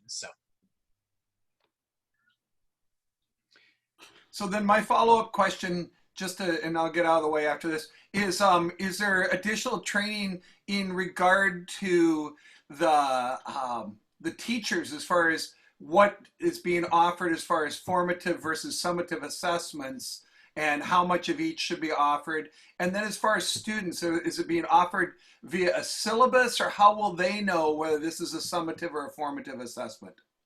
Right, so that's all part of the training that's going to be happening during in-service, because we just literally brought this to Cam a couple of weeks ago, and we had a discussion. The committee brought it to Cam and pitched it and proposed it. He felt it was proper and necessary for what we were wanting to do and where we were going with the vision and goal with it. And that's all going to be part of the training. And yes, everything will be in the syllabus for students as far as what gets weighted where, and the layout for all of that, so that we're being as transparent as we can with what we know, with what was pitched for the grading system. Thank you, everyone. So again, Policy 101 is a first read. And so we'll ensure that you have the opportunity to have any thoughts you might have on this issue heard by the policy committee before we bring a second read forward. The next policy for first read you have in front of you is 307, harassment and violence. The impetus for these changes, which again are color-coded, came from Jan, our finance director, because she forwarded an email to us from our insurance agent that wanted to ensure that there were some pieces that were covered that were not in our existing policy, and they were policy updates. So there's two pieces here. One was a more detailed definition of what sexual harassment is, which is brief but important. And then also there's another piece about from the insurance agent's perspective and from the new Title IX revisions, that all staff are mandatory reporters when it comes to sexual misconduct. And so, again, to ensure that those is reflected in the policy was important for our insurance perspective. Jan, I don't know if you had any further conversations with our insurance agents about this item, but we took the language directly from the guidance they gave us. So you're on mute though, Jen. I don't remember any other. Okay. All right. So that language is up for a first read as well. I'm not sure if any board members have a comment on that, but I'll give you the opportunity if you do. Okay. The next policy for first read is crisis management. Cam, if I'll scroll down to the changes, but if you want to speak just a little bit about the conversations we've had. Last month, board members, we discussed how we could go about embracing some of the changes that need to be made in an emergency situation like we find ourselves with regards to the pandemic, to make certain adjustments that would not prevent us from allowing our administration to do what they need to do their job day to day, while also not having to revise 50 different policies all at the same time that had small little edits to make adjustments. So I'll scroll down to the language, and Cam, if you want to just speak to a little bit as a policy committee member, why we made those changes. Yeah, sure. What Chris said. Really, we felt this was a good way of making sure that we could, as a school, respond in ways that we needed to, though we may be intentionally going against the direction of a certain policy we may have. The reasoning for going against that direction was sound and was happening because of some sort of emergency or some sort of response of an emergency. So by putting it in crisis management in this manner, it gives administration the ability to make those kind of split second or very short-term decisions as needed, while still notifying the board, hey, here are the things that are happening. Here are some of the changes we had to make. Gives the board the right to, rescind or amend or adjust if need be, place a time limit on such policies. So a great example of this is our dress code policy. Currently, our dress code says that you cannot wear face coverings. And usually the idea behind this was like Halloween, students wanted to dress up. And we always said, you have to be able to see your faces. So it made sense to have that in the dress code policy, but it absolutely does not make sense to have that in the policy in our current situation. So this gives us the ability to amend that without having to go in and redo the dress code policy as a whole, and then go back in and undo it, if you will, later on. So that's why this is written the way it is. This has been put in front of our attorney. I don't know if he spoke directly to it, but he certainly didn't say this is a bad move. I actually think he had no comment to it. Right. So the only comment that Jim Martin, I'm not sure, I can't remember the name of his firm. It's on one of our documents in our packet, but the Martin Law Firm. Martin Law Firm, noted. Yeah. In any case, the initial language we brought to Jim was that the administration should have prior approval from the governing body. And the point that he made was you're probably better off allowing administration to do what they feel they need to do on the grounds, and then give the board the right to rescind or amend those actions. So that, for example, you don't need an entire month or the assembly of a governing body to limit number of visitors you can have in the building at any one time, for example. And so certainly, as you can see in this language, anytime the administration would be able to use this clause, they would need to notify all board members. And so it's not as if something would be going on for 3.5 weeks, and then we'd hear about it. Rather, prior consent is not necessarily expected, because that can be a long process for a governing body to execute, and we want to be nimble, which is the point of this information. So is there Any comments or questions from board members on the revisions here that the policy committee is suggesting? The only thing I'm seeing as far as for the new language, I didn't see anything where it gives the board the right to rescind an action, but it doesn't give any parameters for notification of what's being changed. So I would like to see maybe something indicating that at the next board meeting that information would be provided, or more parameters on what the notification process would be. Sure. Yep, that's fair. I think that I suppose it says they can implement changes upon notification, but we don't explain what notification looks like. So I suppose maybe some clarification there would be appropriate, even if it's just either by email or some other type of posting. I think that's reasonable. We can add that language. Any other comments on this piece? Okay. And then the last policy for first read we have in front of you is our family and medical leave. I'm going to need some help on this one because I know it matters a lot to our staff.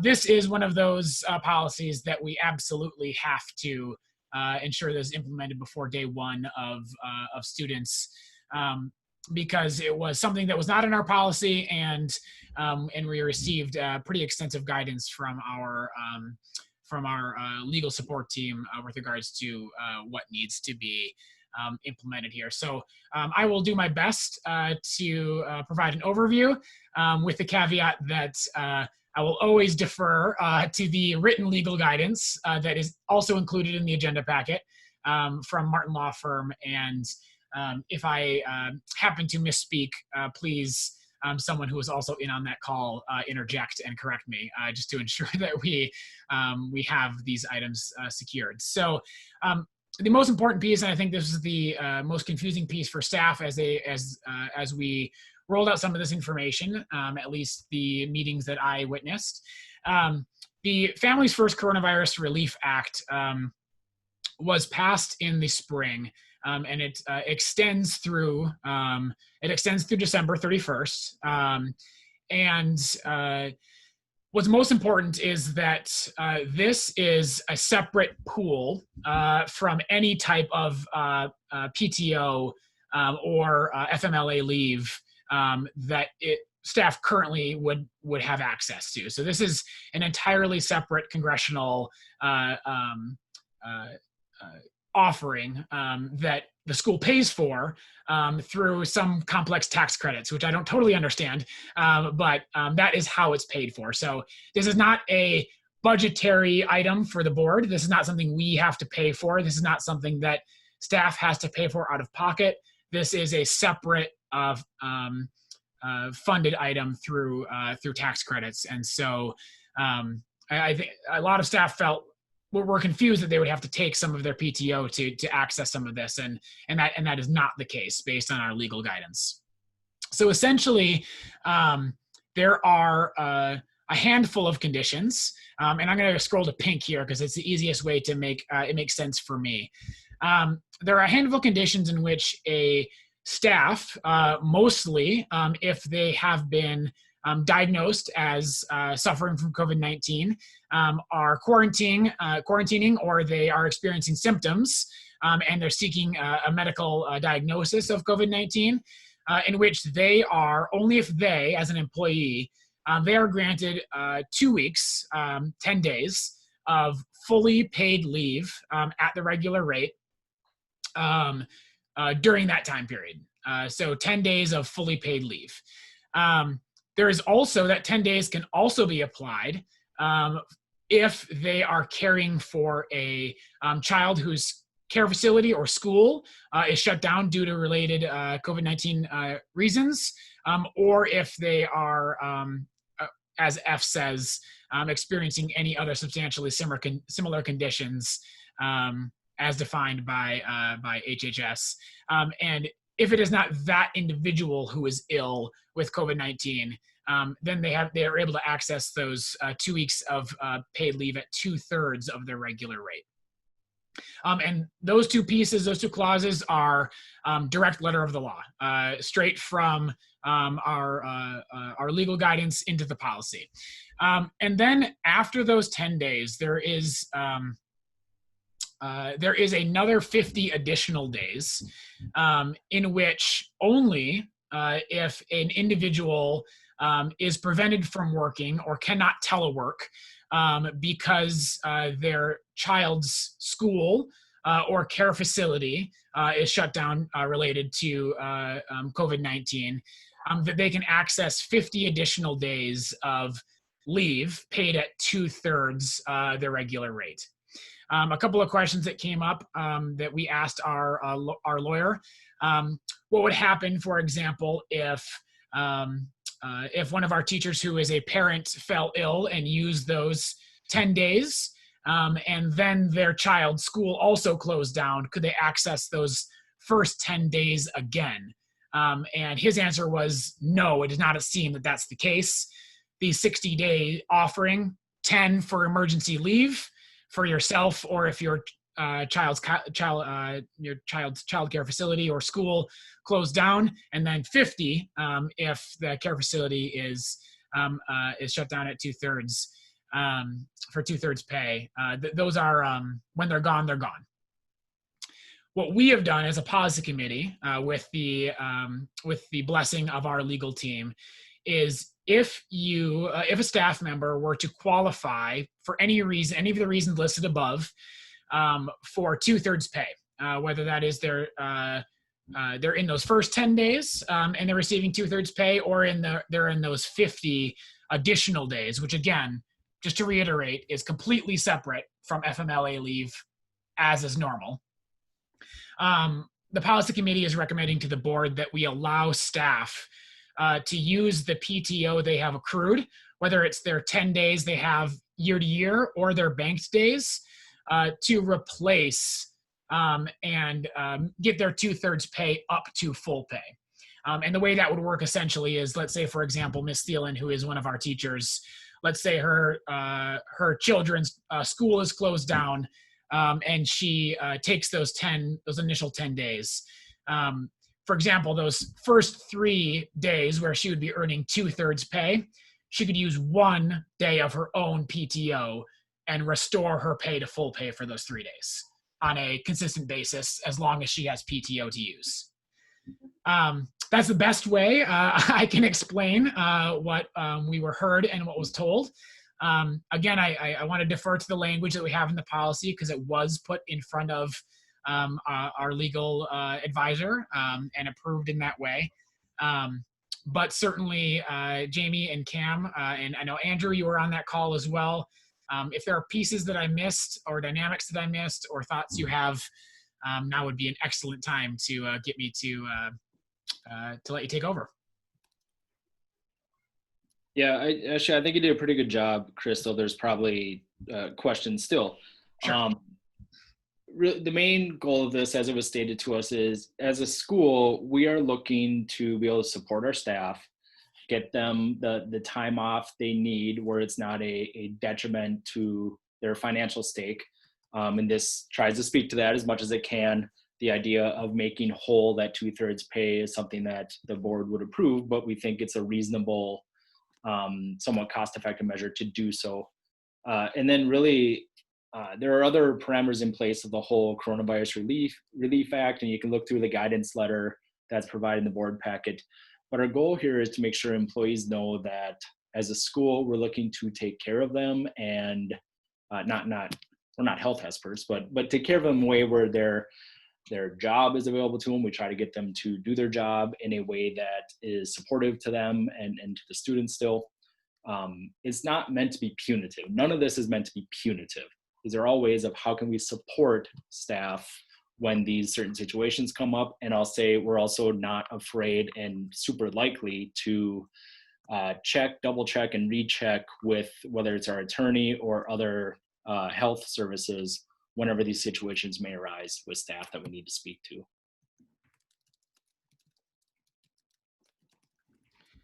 Jamie, is there anything you want to add, or Andrew? I know you're both on that call as well.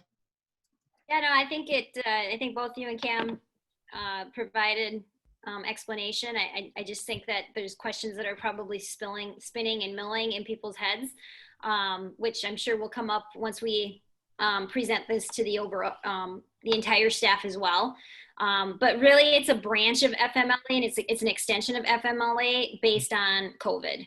You know, this isn't something that's going to be sticking around, and it's really only through December 31st, and then I'm sure something else will come out if COVID is still around, or it will continue, or something of it. But at this point in time, it's really for the protection and support of our staff, so that they feel that they have a job, they're getting paid, and we are doing everything in our power to make sure that it stays that way.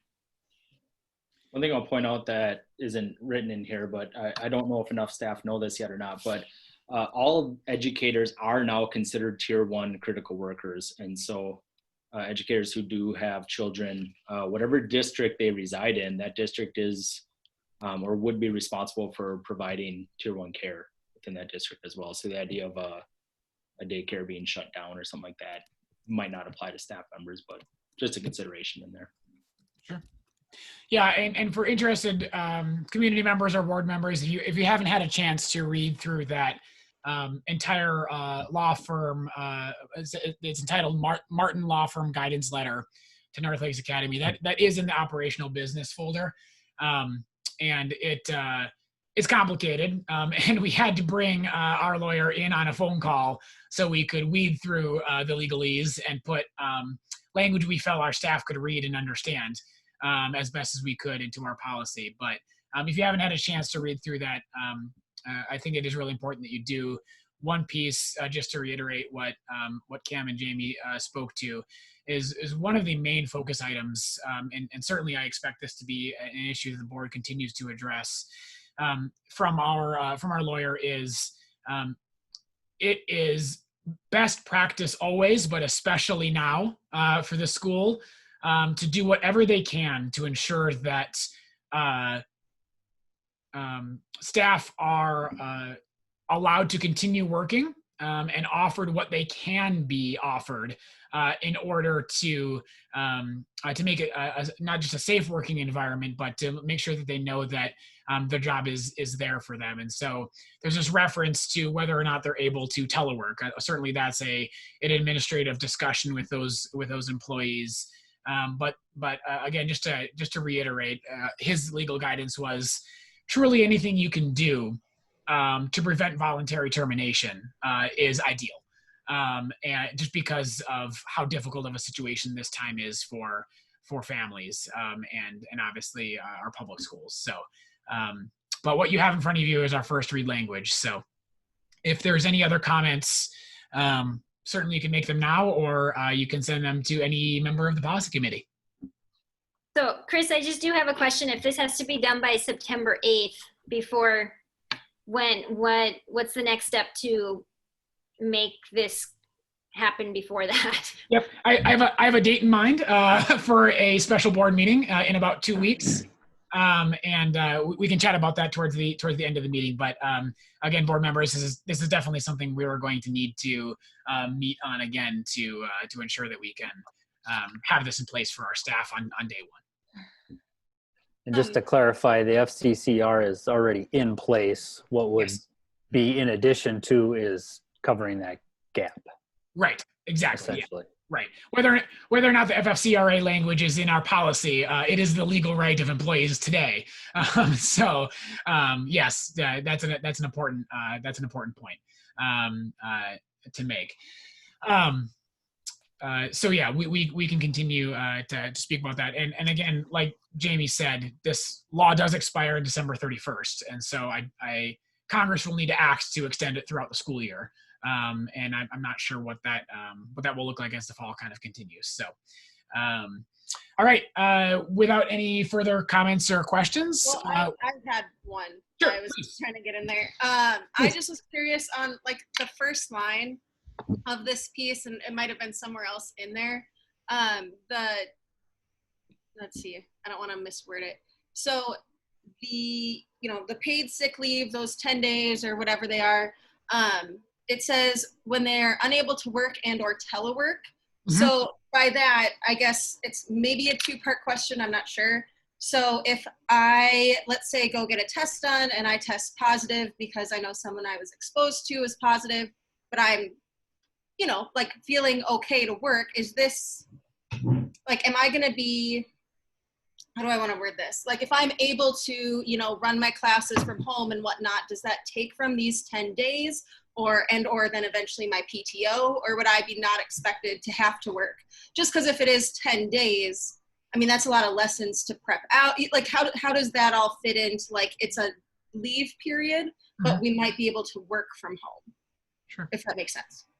Yeah, so that's where we'd have to have a conversation based on the circumstances. But my short answer would be, if the employee is willing and able to work, then great. The employee keeps working, and if it meets the needs that we have at that time, the employee keeps working. We have no reason to, essentially, we wouldn't be putting this policy into place. You just would be doing your work from home, or whatever those situations dictated. It's when the work can't be done in a way that is effective at that time is when this would come into play. And I don't want to get too black and white with that, because who knows what the circumstance will be. But that's general idea is, if you're able to work, great, work. This doesn't affect you.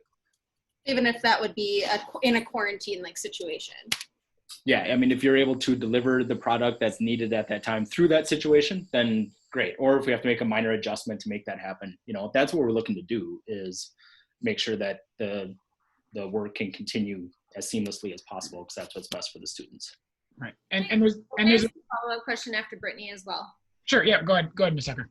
And sorry, I don't have a screen baby anymore. I apologize for earlier. So just in part C with that as well, the employee is experiencing symptoms and seeking a medical diagnosis. So I'm just picturing an event like I would normally have, you know, in fall or winter, where I get a bad cough or cold or flu or something like that. And I don't feel like I can go in, obviously, because that could appear like COVID symptoms. I ask about getting tested and I'm waiting for that. But my test comes back negative for COVID, yet I've been out for 4 or 5 days with a cold or a flu. So would that then be my sick days, or would that then be covered by this policy? Yeah, it's super fair question, right? That we haven't had to walk through yet. So really what I'm hearing is, I think I may have COVID-19 symptoms, so I'm seeking a medical diagnosis. Well, that falls under this policy. If it so happens that that's not the case, you know, then I short answer right now is I assume from that point on, it would shift to sick leave. Okay. But those first couple days. Until that point, that could be covered. And then the other piece to throw in, and keep in mind that all teachers are going to be provided one free test, at-home test that you can take. And part of the announcement that came out was that educators will have expedited test results, or they'll be put on the short list of those who get results quicker. I don't really know what that looks like, but that was part of the announcement that came out, was that the need for educators to get the results as quickly as possible. So hopefully no one's waiting, you know, 3 or 4 days for the results. But I do understand the question. And then just kind of related to that too. So if I did, you know, it came back negative and I just had a cold, a bad cold, and it got to the point where I might still be coughing or something a little bit, but I have a negative COVID test, and that would normally be where I would go to work, but I have that cough or those symptoms that would be on that list. Is that something that you would still be requiring us to stay home, or could I show that negative COVID test and go to work? Yeah, again, without seeking further guidance at this time, it'd have to be a conversation where we're looking to get you in the best situation we can. Okay. So again, super good question that's probably going to come up at some point, that until we start walking through it, you know, I would defer at this point to, you know, Ms. Sherry is going to be kind of a COVID expert on this, and she'll have that go-to of who to ask or have the answer herself. But the question's certainly valid. And we can always ask Jim, our legal. Yep. As far as if we don't know the answers legally, that's why we have our attorney that will help guide us to a better spot. Yeah, and we are not we're not looking to make this punitive at all. We're just looking to have something in place that we know that gives us, you know, the bumpers to follow down the alley. And my hope is related to part B there is, if a healthcare provider says you don't need to quarantine, then you don't need to quarantine. I hope that that's granted. The tests that are being provided by the state of Minnesota, my understanding was that they were essentially a rapid response test that we'd essentially have our individual teacher names on a tube and that we'd spit into, and we'd mail them in, and they would get a rapid response back. I don't know what rapid is, obviously. I have no idea what that means. But I also think that perhaps there's nothing in this language that would require a positive test necessarily. So if you wanted to begin using these 10 days of guaranteed leave and not access your PTO, hoping that this never happens again, I suppose that would be a conversation with the administration as well as to, are these going to be my personal PTO days, or are these going to be part of the FFCRA, assuming that you are you meet one of the qualifications. So it's a lot of gray when you actually put it into place. So I also have a quick question, and just scrolling through this for the first time, I see a lot of statements regarding employee's child. Is there any provision for employees who care for vulnerable adults? So, for example, a parent who isn't in a care facility, but that we are still a primary caregiver for. My understanding is that there's not. Although, Jenny, I will tell you there's a really good question and answer section on the Department of Labor's website on the FFCRA. And I think that might have been a question that was asked in that thread. I don't want to give guidance that I don't have, and I don't want to say that we have an answer, but my understanding is that it's for the individual themselves or a child that they're caring for. Whereas which would not theoretically prohibit you from accessing typical FMLA leave, but this part in particular is for children and the individual themselves. Okay. Thank you. You bet. Okay, so board members, again, just a reminder, I really need you to dig into this language, and if you have comments or questions, or you get comments or questions from the community, please let the policy committee know. It is pretty imperative that we have, especially those PTO clause and these other policies in place for day one. So we'll talk about a day that we can do that towards the end of tonight's meeting. So we will go back to our agenda. I believe is the next item our reopening plan? No, it's never mind. I'm sorry. It's the other policies. So this is a little bit quicker. We don't have to go through these individually. Another aspect of the policy committee's job is to regularly review policies. And these policies that we're putting in front of you, 402 through 501, that are up on the screen now. The policy committee has read through these and is offering no revisions. So essentially our policy review policy says that we need to look at the language of every policy at least every 4 years to ensure that there are not edits that need to be made. So these 1, 2, 3, 4, 5, 6, 7 policies we are putting in front of the board, recommending that there are no changes that need to be made. So if there are any questions about individual policies, certainly we can, but there's no changes to speak to. So at this time, I'd entertain a motion to approve these 7 policies without changes. And these are official. This is an action item. There is no second read for these policies. This is a stamp approval that no changes need to be made.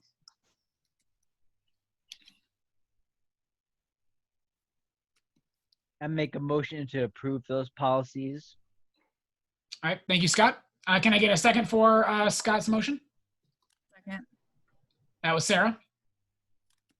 Any discussion on policies for review without changes? Great. So we will do a roll call vote. Member Bodine, how do you vote? Aye. Member Thielen? Aye. Member Schlesser? Aye. Member Devilar? Aye. Member Jensen? Oh, sorry, not Member Jensen. You're ex officio. You don't get to vote. My apologies. Member Rapp? Aye. Member Hanson? Aye. Member Florzak? Aye. And Member Dickey? Aye. Did I get everybody? Aye. All right. That motion carries unanimously. So we'll shift to our next item. What I don't want this agenda item to become is a rehashing of everything that was discussed at the reopening Zoom meetings, because we would be here until midnight. But what I would encourage all of us to do, Cam, if you can maybe just start with some of the big picture items with regards to the reopening plan. In the agenda packet, I put all of the documents that were offered to the community during the Zoom meetings. And if there's a specific document you would like me to bring up for the community to see, please let me know which one that is. And then Jamie and Andrew, if you just want to speak to a couple of building specific items with regards to a hybrid versus in-person. Board members, this is an action item. I do think it's imperative that we know that the board is approving a reopening plan for North Lakes Academy. And so we'll just listen and ask questions as you need to. And Cam, if you want to go ahead and get us started. Yeah, sure. Thank you. So again, I'm sure many of you have questions. I'll do my best to lay things out concisely and let you know kind of where we're coming from. And I really think that might be the most important part of the discussion tonight, is keeping our expectations calibrated around why we do the things we do, and then ultimately what those decisions end up being.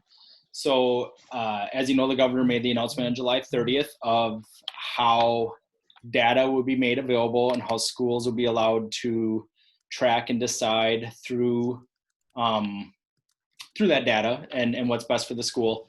And so with that, our initial reading for the data came out that Washington County, which is by far the largest provider of students to our school, though it's not the only county, Anoka would probably be second, and we get a few from Chisago as well. But that data piece has been hovering between the 15 to 17% mark. Just to give some context, anything between 10 and 20%, the recommendation is for schools to be in person in grades, in the elementary grades, which for us is K through 5, and then hybrid for secondary, so grades 6 through 12. So that was a recommendation that was laid out last month, and we are continuing with that recommendation at this point. The latest data, which gets updated every Thursday, which involves the previous 2 weeks from that past Monday. So it takes them a couple days to put the data out, but from Monday to Monday, every 2 week period, they send out an update. And the data states that we are currently, as of last reading, at 16.6. I have a website that keeps daily data that has us currently, as of today, at the high 17s.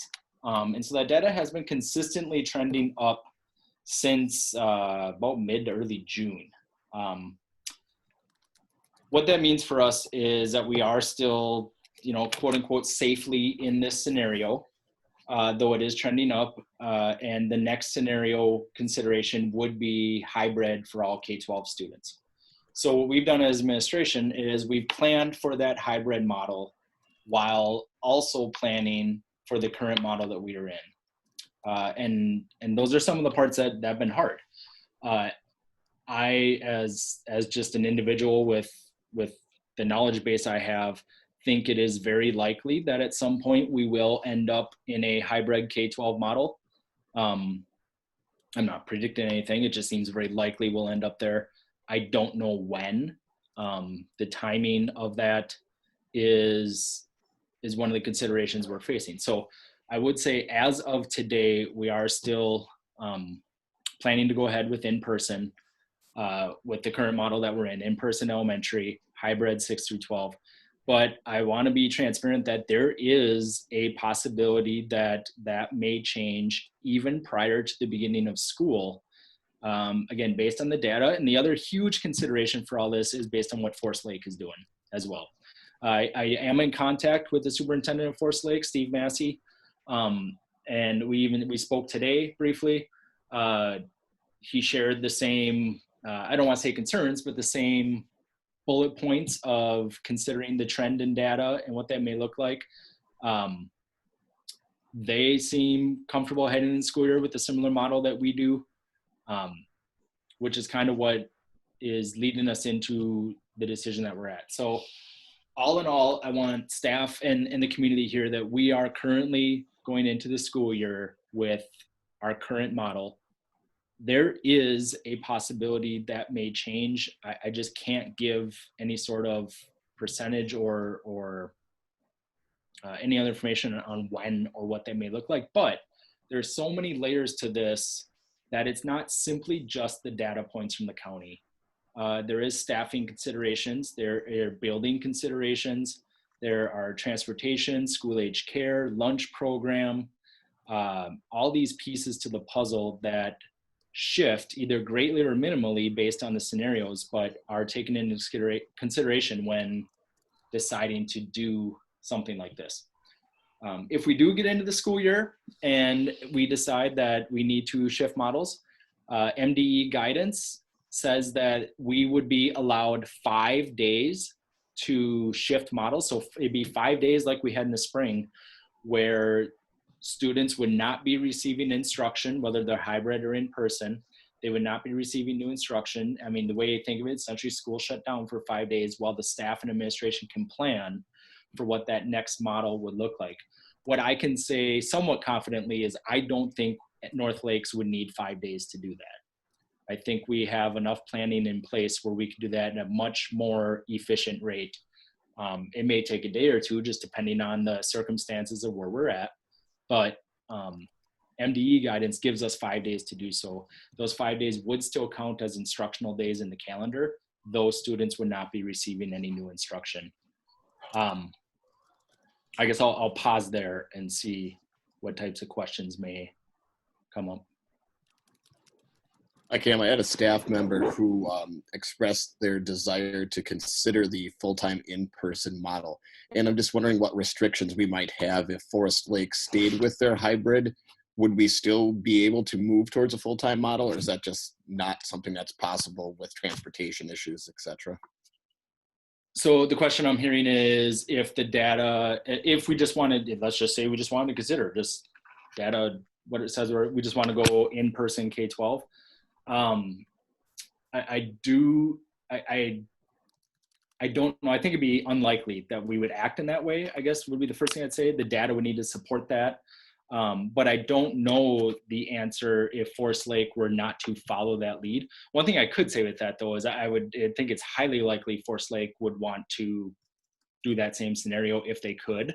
Though we're not married to what Forest Lake does, I think there's a lot of benefit to staying in concert with them, no matter the scenario they do. I don't have a direct response out of that, because the biggest consideration would be busing. And the one thing Forest Lake did tell us is, as long as we're both in a hybrid situation, as long as they didn't, one of our questions was, does it matter how we split up our students? And their response was, as long as you're doing half, it's fine. You can split them up however you want. I don't know what the response would be if we wanted to go full in person and not. I don't know if it'd be possible. Okay, thanks. Yep. So with that said, Cam, did you get the data back from the surveys out that talked about transportation for kids to get to school? Did that equate into the decision? Yeah, so I shared that data with Forest Lake. It was one of the questions they were asking of both us and Leela and St. Pete's, was how many families can they expect to use busing? So I shared the responses with them. And obviously we put a call out to the community that if possible, it would be to everyone's benefit to drive or carpool or drop off if you can. So that's been taken into consideration. I honestly, I don't know what Forest Lake's overall plan for transportation is, other than what they've shared is that the bus routes will not change on a daily schedule. So the bus out to Wyoming will take the same route every day. It's just going to pick up a different set of kids each day. And that as long as we split up our kids in a hybrid model 50-50, they don't care how we split them up 50-50. Those are the biggest considerations that they shared with us. Other than that, I'm not absolutely sure what their transportation process looks like.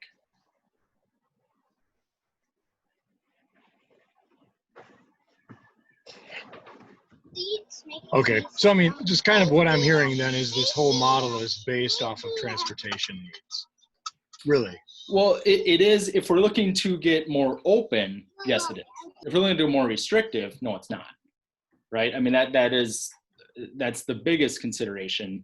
If we're looking to go to in person, would be, can transportation handle that? Especially if Forest Lake's not going in person. There's a reason why they're not going in person. So whatever that justification is, whether or not transportation can make that happen. Right. So out of our 214 kids, what number does that have to be able to get rides? Let's say 100 kids can get driven to school every single day, leaving 114 kids from 9th through 12th grade, or I'm sorry, I'm not equating in the middle school kids.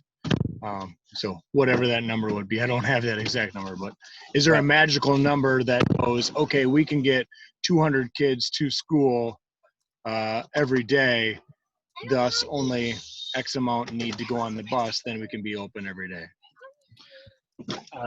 There might be. I haven't asked that question because it just, and two big reasons for it. One, the data is trending upwards, not downwards. And two, it just, we haven't gotten far enough along in the process with where the data is and what we're looking, where we're at right now and looking to potentially have to do next. It just hasn't been a consideration to ask the question. Okay. I mean, without going into everything, and I haven't caught up on all the meetings. We were out on vacation last week, but I do intend to listen to all the Zoom meetings that were presented through. But all these decisions and all of these things that I listened to, and even with the orchestra thing and everything that we've covered in this meeting and other meetings, I always resort back to our mission and vision, right? So it says we. I have loud children in the car now. They just got in from the park. But we personalize development, appropriate learning environment, and graduate students who are confident, skilled scholars and citizens. And I just don't find how our mission can support anything but a appropriate in-person learning model. And then I look onto our vision, another environment in which all students will learn eagerly, extensively, and deeply so that they will be able to assume productive and satisfying roles in a global society.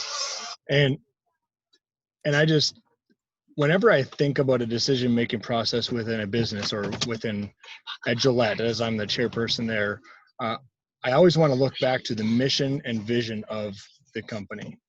And I'll kind of just end it there by just saying, whatever route we take or whatever extent we take to make our decision-making processes, I just hope that we as a board and we as a community can encourage you as directors, that we attend and we send our kids to North Lakes because of the mission and vision. So I'll just kind of leave it at that. Sure. Yeah. Thanks, Joel. I appreciate and understand the sentiment you're sharing, and I agree that we always want to follow our mission and vision. I think there's a lot of ways to interpret some of those words, but I just want to be transparent that it seems more likely at this point that the educational environment, not just for North Lakes, but in most places around in our geographical area, will become more restrictive before they'll become more open. Just with the way the data is trending and the way that the response is coming because of that, it'd be great. I have a lot of hope that we could get to a in-person, K-12 in-person environment. I don't know how likely that is to happen. this year. I think something significant would have to change to make that a reality. And frankly, I don't know at this point if the board were just to say we're going K-12 in person. I don't know even if MDE would, I don't want to say allow it because I don't know what jurisdiction they have over that, because they've long said that these numbers are a parameter, but we do have to notify them of any scenario changes we do, which I would interpret as then they're able to respond. I don't know if they could just say, no, you can't do it, but it's possible, I would imagine. But it's not, right now, it's not something I'm considering. Going K-12 in person right now is not something I'm considering at this point. So Kim, can you, you spoke to the transportation issue. Can you just give a big perspective of maybe just like the top 4 or 5 spokes of this decision? What other major considerations, big picture, were you thinking, whether it's guidance from Osprey Wilds or guidance from MDE and MDH, or feedback from educators, families specifically? What were some of the other major spokes that you and your team kind of were considering when you came to this resolution, outside of this is what the governor's recommendation is, and this is what we're going to do because Forest Lake is going to do it, and it makes sense for those reasons alone? Yeah. Some of the bigger ones that we have to have a plan in place for, no matter where we end up or where we transition to, involve school age care. They do involve the lunch program, how to get meals to families that need them, how to do distance learning well, and meet the needs of families that may not have the same access as others, how to make sure our staff knows what the ask is of them, and that ask is consistent and not overwhelming, though at times it may be.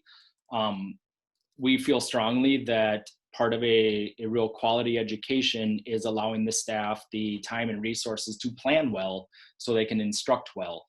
I don't think we would do that well if we are shifting constantly, which I don't see happening, but also asking them to do too much. We do have to, as a school, as a district, have a distance learning option in place for the entirety of the school year. Every school district does. And so that is already an extra layer that staff is aware of and knows they have to plan for, that is outside of a normal, quote unquote, normal teaching environment. So shifting between scenarios just makes all those planning pieces intensified. And then our overall goal with all this is to try to make it as seamless as possible if and when a scenario does need to change. And so how do we do that where the staff isn't then revamping everything they had to do like we experienced last March? And though we got through it, man, that was a terrible venture to have to take on. We did it well, but it wasn't easy and it wasn't fun. How do we do that better? Similarly, how do we, transportation we don't have much control over, but how do we handle transportation? How do we handle school age care? So if all of a sudden we're in a hybrid scenario in elementary and we need to provide school age care or want to provide school age care on those off days, we need more space to do that. And if we're still operating within our K-8 building, because half the students are there and we're trying to social distance, we're going to need space to make that happen. And so though we have some ideas and scenarios in place to handle that, that's a huge consideration of going from in-person to hybrid. So there's layers like that start to get on top of each other. There's staff concerns. There are obviously family concerns. As Jamie and Andrew both noted, there's a number of families who have chosen the distance learning option for the year. All these get taken into all of our discussions, and that's where our planning has been the last few weeks. And I'm telling you, we're walking out of the office each day. It just, I don't want to say discouraged, but it's tough. It's just really hard. And I'm so glad that we have the leaders in place that we do, that are willing to take this on and keep coming back the next day as a problem solver instead of a problem namer, that we're going to end up in a good spot. But there are just a lot of pieces at play. It's not as simple as here's what the data says, so here's what we're doing. There are other layers to it that have to be considered. I think staffing will become a really big issue once we get into the school year, and not only just the normal sicknesses that staff may experience during the year. It's no secret that subs at schools are always at a shortage. We've been very lucky the last few years to have substitutes that are committed to North Lakes. Substitutes this coming year are going to be extremely hard to find, just based on the demographics of what substitutes usually are, and them wanting it to come into all these different environments. So how do we work through if a staff member needs to be quarantined or goes down? So those are the things that we're planning on, and some of those spokes that we consider based on which scenario we choose. Thank you. Board members, other big picture executive director type comments? Again, I do want Andrew and Jamie to maybe answer that same question on a building specific level, but other questions that you feel like Cam is the best person to answer with regards to the plan that they presented to families this last week? Cam, is there a certain case rate that would definitely become the number one factor of whether we're shifting towards a full distance model or full in-person model? Like you said, you've been hovering between 15 and 17 cases per 10,000, but does that number at some point become the primary factor? Yeah, well, so 20 is the number that MDE recommends a shift in scenarios. From 20 to 30 is where they say we should be K-12 hybrid. So if we start getting case rates above 20, it's going to become more of a consideration concern. Now, one thing I want to point out there in talking with Dr. Massey at Forest Lake, they have the ability, working with the health services they have, to even determine a narrowed down number of zip code for those case rates. So Washington County is a giant county. It extends all the way up from northern Forest Lake, Wyoming, all the way down to like Park Cottage Grove. And so it's possible that if there is a jump in case rate, it may be a certain area that's affected more so than another. So it's possible that there's an outbreak in Cottage Grove and not in Forest Lake. And therefore we're still sitting relatively safe in our 10 to 20 scenario, even though our county case rate's above 20, right? So we have ways of narrowing in on that data, and that's where being in consultation with Forest Lake will prove valuable. But if we're over 20, this has to be a consideration of, we need to look at what a switch might look like. And we need to figure out why we're over 20. So that would be the next question is this full county-wide? Is there an outbreak? I mean, it's possible we're the outbreak and Park Cottage Grove isn't, but that's where the consideration really starts to hone in on, okay, what's this going to, and what are the trends?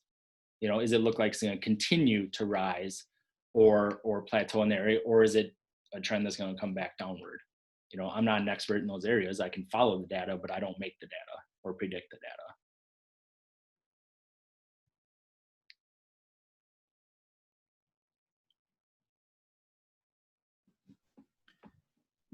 Other comments for Cam specifically? Okay, well, let's do the easy one first, maybe. Andrew, do you want to speak maybe to some of the big considerations that you were obviously not independently, but as K8, how that is going to look like for two different reopening plans in the same building, but also what major considerations you wanted to have be part of this plan? Sure. So it was a little bit different feeling. Not that safety is ever secondary to anything, but it's a different kind of safety you're planning for, and it does certainly step to the forefront, where academic offerings and the academic program itself is kind of secondary once you're able to establish, can we have students come to school safely? And so once some of those questions were answered, then it was, okay, well, what do the different models look like then? And knowing that elementary was in person, the big one was planning for, well, how's that transition to hybrid going to look? So we went to work on how do we, assign teachers so that when we move back to in person or we move to hybrid, that's seamless. And so we went and maintained our self-contained classrooms. Essentially, one teacher has them in the same group all year. And with that, they'll be able to direct those distance learning days. We also thought about how do we make students, especially our young learners, less screen dependent. And while virtual learning offers a lot of opportunities, it also came back through the feedback that it was a drag on some families, especially our younger ones who have trouble navigating that. So we decided, well, we're going to do mostly paper-based work on those distance learning days if we end up in hybrid. Otherwise, for in-person at the elementary, it was really about how we getting students to move around the building safely. How do we get them to eat safely? How do we keep them apart from each other? Are we going to have a mask mandate or not? At the middle school level with hybrid, it's, how much can we ask of teachers? Can we expect them to have everything online and teach in person on a daily basis? So I built into the schedule some additional prep time so that they're able to serve our distant learner only students, as well as those in person, as well as those who are on a distance learning day. Distancing's a little bit easier with hybrid because you only have as many students, but there's still some spaces where that distancing might be a little bit of a challenge. Those are just some of the key points.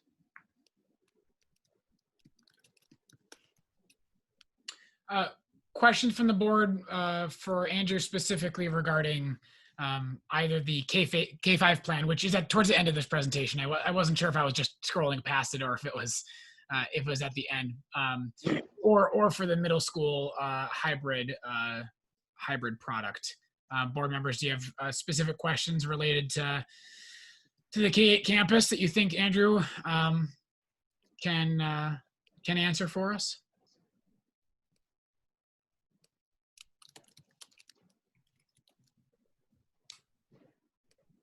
Okay. Jamie, do you want to just... Sorry, I just have... Sure, go ahead, Joel. I just had one. It's just about outdoor activity, Andrew, and you can just say, hey, dude, go read the notes, but mask wearing and social distancing during the recess programs and stuff for the K through 5 specifically. Yeah, so we've been working on staggering some of those outdoor times so that we don't have too many groups out there at one time. As far as mask wearing and it really depends on the level of physical exertion. So the Phi-Ed teachers have been instructed, you don't have to wear the mask during strenuous exercise. However, strenuous exercise can be in close proximity to classmates. So they're working through some of the Phi-Ed guidelines that are out there and how we can best do that. But as far as structuring outdoor time, we're trying to limit the total number of classes out there. And bring teachers on board to say, how can we best facilitate this? How can we best run this so that we don't end up, spending too much time trying to figure out how to make sure it's safe, but we need to make sure it's practical while still giving students those opportunities.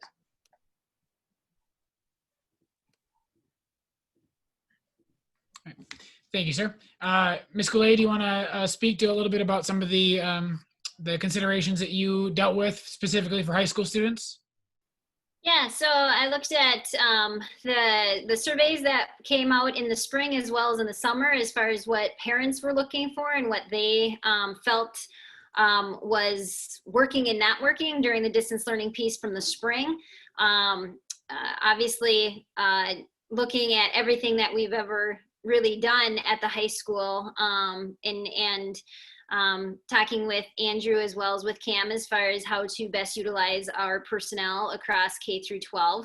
And the high school is a little different in the fact that we can't keep those certain cohorted students in a certain room because of how many mixed classes we already have and the requirements of what students need to take in order to keep continuing on to meet those graduation credits.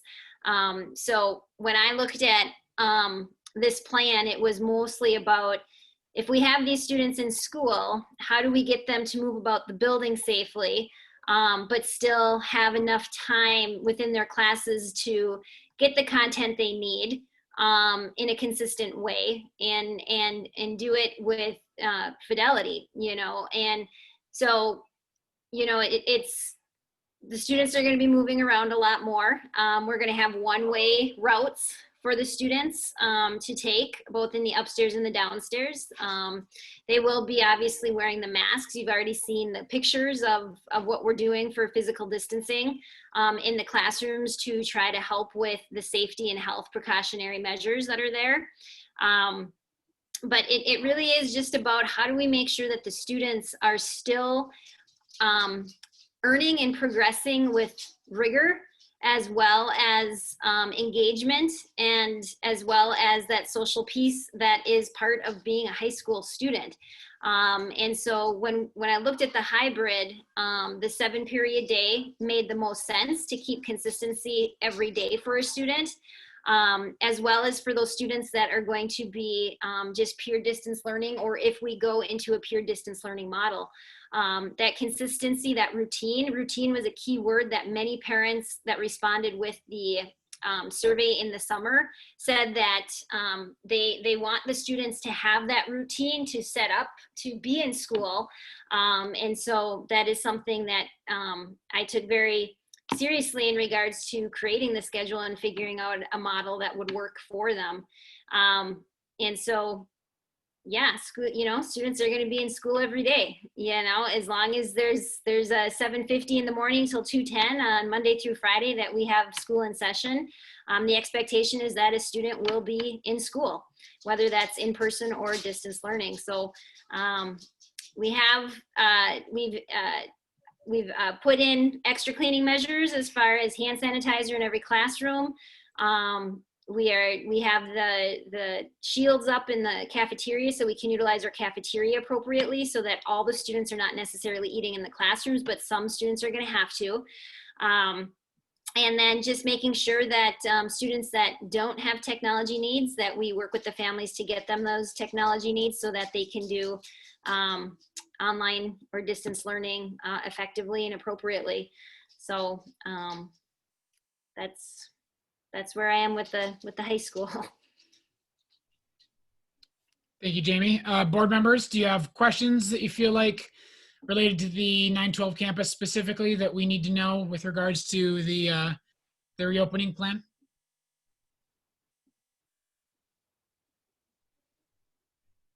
Jamie, do you know how many students, just based on what you said you were looking at data from families, do you have a sense of how many students are going to be taking school transportation, or how many are going to be coming on their own? Is that going to change the dynamic at all, the way that how that's going to operate?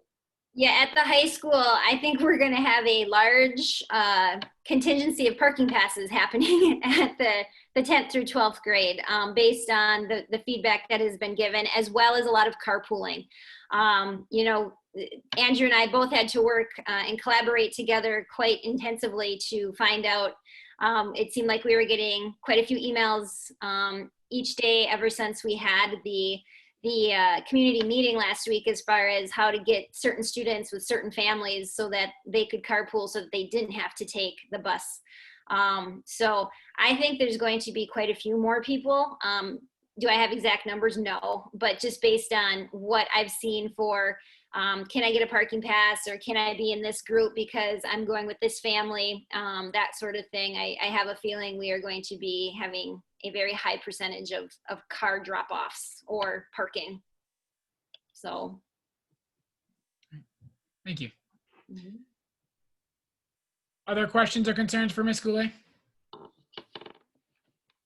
So I suppose just my personal reflection, and if these sentiments are not shared by you, feel free to speak to that. I just feel like this is what we're approving tonight, of course, is what we know, the best we can do based on the data we know and the decisions we've been able to make. But I think for staff members and parents and community members listening in, and they're worried about what might change or what could change, or what adjustments might become prudent down the road, I think that's a very real fear.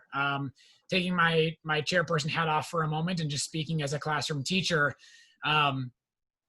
it's really hard to visualize what this year will look like even in October.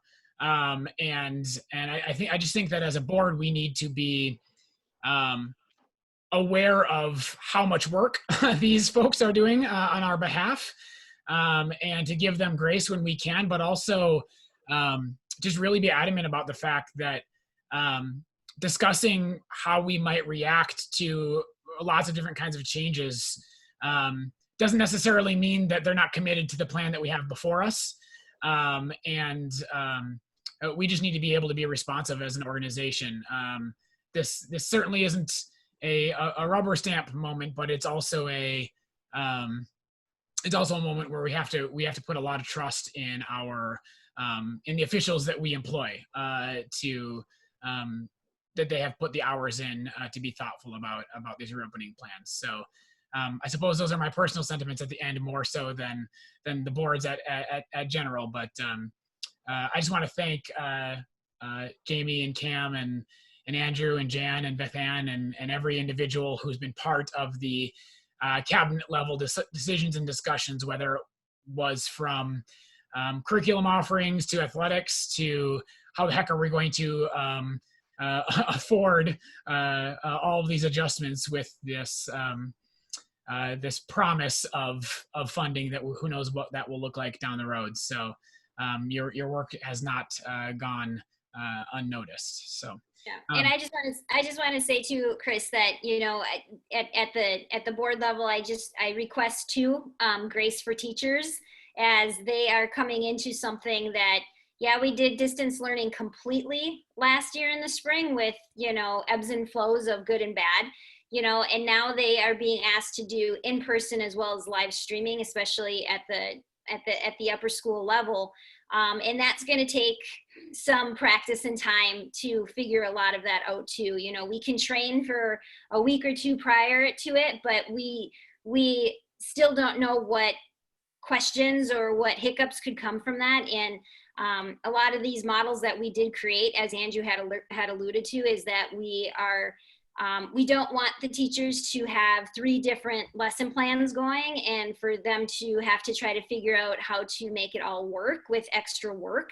Yes, there's going to be times when that can be, but at the same time, I think that it is appropriate to say that, they are going to be putting in the frontline work from here on out once all of this gets set up. And so the support that and the grace that you can give to teachers in the community as well would be greatly appreciated.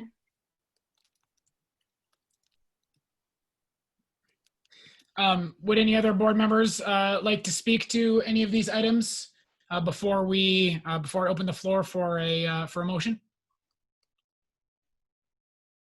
Just thank you again. I talked to a lot of parents being a parent and a lot of teachers being a teacher in a lot of different districts, and this was like must have been the worst game of Tetris ever for you people this summer. And you guys, this is incredible. I don't even, there are parts of this that we're not even seeing, but compared to what I see in my children's district and what I have heard from former colleagues, this is very well initially executed. And at the teacher level, we'll do it. We'll make it work.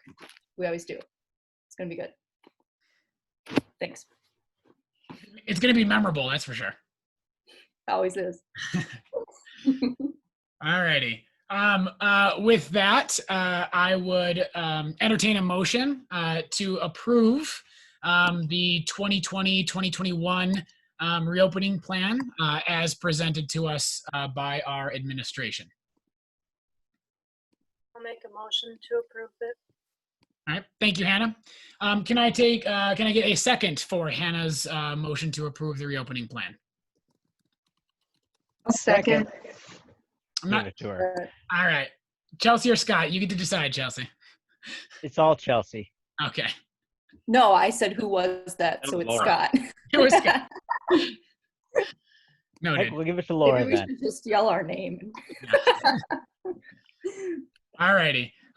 So I will conduct a roll call vote, and when you hear your name, just indicate by saying Yay or nay.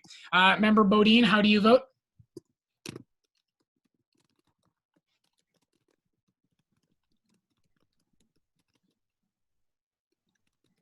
You're remuted. There we go. We got it. There we go. We got it. Member Thielen, how do you vote? Aye. Member Slusher? Aye. Member Devilar? Aye. Member Hanson? Aye. Member Florzak? Aye. Member Rapp? Aye. And Member Dickey?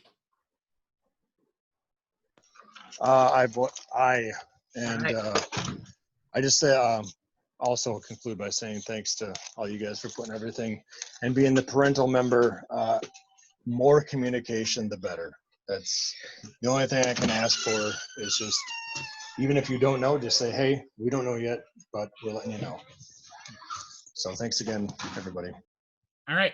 That motion carries unanimously.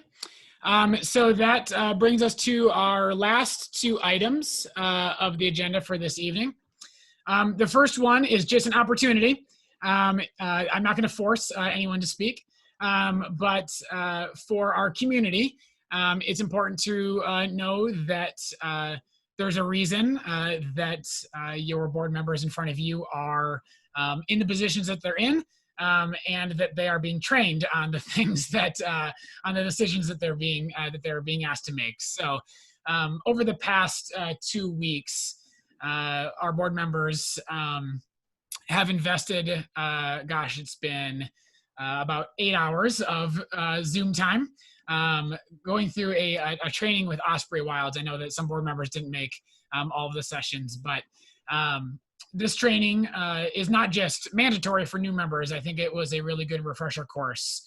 I have gone through this training, I think 6 times in my career on the board. And I guess just personally, I felt like it was well done by Osprey Wilds, especially considering the circumstances.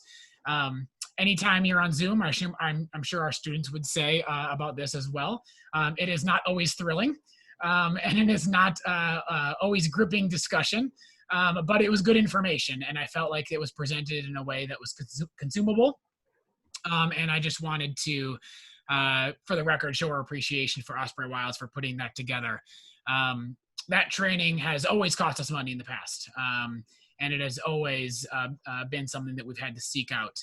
And for our authorizer to step forward and offer that free to our board members was really helpful for us logistically, but also appreciated as one of their member schools.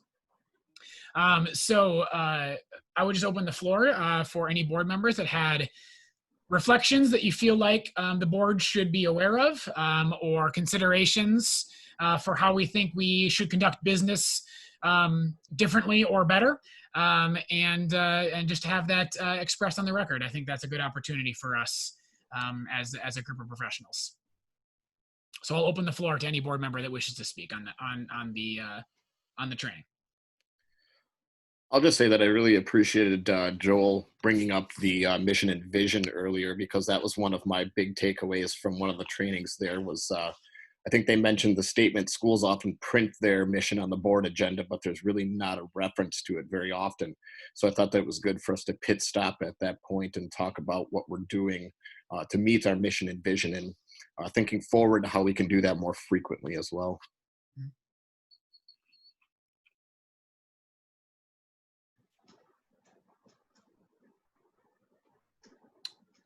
Yeah, I thought it was a good training. There was the last 2 sessions are all on finance and funding, which I found really, really interesting. They gave us some model documents to look at, and the checkbook registers had like an item detail next to each check written. Is that something that Osprey Wilds wants us to do? Is that why they showed it like that, you think? Or what are you feeling? Sarah or Jan, care to comment on that piece? We had my breakout group during that training talked about that as well, but thoughts on that process? I didn't watch it, I guess, so I don't know what that means or how much more work that'll be. Sure. Think of it. Think of it kind of like the memo line on every check. The check register they had was a memo line for not just the recipient, but where that those individual funds were going. I could change everything I do because right now it's an Excel spreadsheet that I keep track of that alongside of Skyward to make sure that I double check to make sure all the checks match what I'm putting in Skyward and what's getting printed. So if you want to print out from Skyward, I can do that. It might have more detail. I'm not sure. I just have never done that. So those detail lines you do have in your system, they just are not printed on their. I don't know if they are or not. Like I said, I'm sure there's a check registry. I don't think it's got a lot of detail though. It's okay. Yeah. I would have to look it up, but if you need me to change it, I can. Sure. Maybe Sarah, that's something you can take a look at for next month and just see what that format looked like and contrast it to see if you feel like that's necessary. That's your task as our treasurer, I suppose.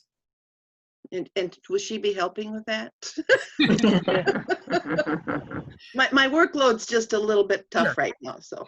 Sure. We're not necessarily. I don't think necessarily it's an immediate suggestion, but just one aspect. No, and I definitely wasn't suggesting more work for anybody. I was just saying I'll look I didn't, into it, yeah. I didn't know if they were showing us model of what they wanted. Sure. I will look into. I'll try to listen to I think the videos were saved, correct? The materials were saved, but the recordings were not. They Aaron said they were. I was a bit disappointed too, but Aaron said the recordings were not going to be not going to be kept, at least not distributed. I'm sorry, I would have listened then, but I'm kind of in the middle of an audit, so I didn't. I thought I would do it after the audit, but okay, I'll see what I can find. Cam? Yes, I would say that we're still small enough that I think our finance committee asks those questions monthly anyway, right? What were these certain checks for? And we get them answered. And the vast majority of them are, monthly checks. So we start to learn what they look like. But and one thing that came up in my breakout group during that training was one thing that we do that at least none of the other 4 schools that I was speaking to at the time did, which I thought was really helpful for our finance committee, is I told them about the list of groups and businesses we tend to do business with, and we had that list available to our finance committee, and so that you don't have to attend 6 meetings in a row to know who our internet provider is, or who our milk provider is, or that's the group that does our postage, or what have you. And so you always know those lists of businesses, which I thought was helpful. Other comments or aspects of training you feel like you still need that we can that I can seek out from Osprey Wilds or others that you feel like we could benefit from as a group? We still do have the Minnesota MN Charter Board. I can't remember the link anymore. The one that was presented to us a couple months back that we will definitely dive back into. But if there's other aspects for training you feel like we could benefit from, by all means, I think that we are also expected to do continued training, not just a once in a career training on how to govern a school board. It's something that we have to be doing consistently throughout the year. So, okay. So the last piece we have to talk about is our look forward to next month. On our board task calendar, which I won't pull up right now, but on our board task calendar, Cam will be reporting on his goal strategies with the Director Evaluation Committee. So sometime between now and our September meeting, our DEC will need to meet again. So maybe Joel, if you want to take a look at your calendar and throw some dates out for us about what that will look like, that would be helpful. And then we also need to reauthorize the individual with, what does Iowa stand for again? Individual something authority, Cam? Individual identified official with authority. Right. We have to redo that annually. Basically, it's the individual who has access to MDE data on behalf of our organization. And then this is new from last year because there's some confusion, and I think it'll be pertinent, especially for this year. We've asked our administration in our September meeting now moving forward to offer just a final summary of our wage agreement and salary breakdowns, not not with names, obviously, although that is public data, but in case there were additional hires that need to be made, or departures, or replacement staff, so that we have a sense of, when we look at the current budget that we approved in June, how has that changed based on our school's need, whether that's enrollment or otherwise. A brief summary of that is another thing that we'll look at in September. Are there other items that we know need to be addressed during our September meeting? Chris, I'm sorry, I'm having problems with my trackpad, so I wasn't able to unmute a minute ago. Sure. I just wanted to go back to, for the training, just real quick. Sure. First, the financial training was fantastic, but I would be remiss if I didn't bring up the embracing resilience and resiliency amidst disruption. Sure. I really don't feel like that met the mark with regard to what we're facing, and it did. I know that Joel had brought up some concerns with regard to the choice made for that keynote speaker, and I think that it was kind of a concern with some of the things, some of the statements and some of the conversation that was had. So I did want to bring that up, that was something that, like, it didn't meet the mark, at least according to my understanding of what that training should have been. Sure. Yeah, I believe I spoke, Jeff, did I speak to you over email about that training? Regardless of the content that was presented, I also felt I wish that there could have been at least an opportunity for us to have a conversation about how this dynamic that we're dealing with in the midst of this pandemic, how can we kind of focus our efforts on that piece as a board. I certainly, and maybe that was just a timing issue, but I did feel like we did not chat about those components much at all during that training. I agree with those sentiments. Okay, well, with that said, we won't delay any further. I will entertain a motion to adjourn the meeting at 8:45 p.m. I'll motion to adjourn. Thank you, Forrest. Can I get a second for Forrest's motion?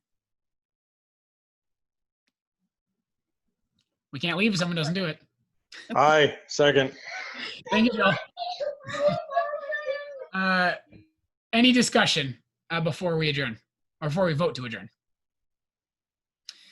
All right, we'll do another roll call. Member Bodine, how do you vote on adjournment? Aye. Thank you. Member Thielen? You're muted, Chelsea. Aye. Thank you. Member Slusher? Aye. Member Devilar? Aye. Member Hanson? Aye. Member Florzak? Aye. Member Rapp? Aye. And Member Dickey? Aye. Did I get everyone? Aye. All right. The meeting is adjourned. Thank you all for your attendance. This recording will be put on our channel as is in the past. And thanks for coming tonight and giving us 3 hours. Thank you. You all. Good one, guys. Thanks, everyone.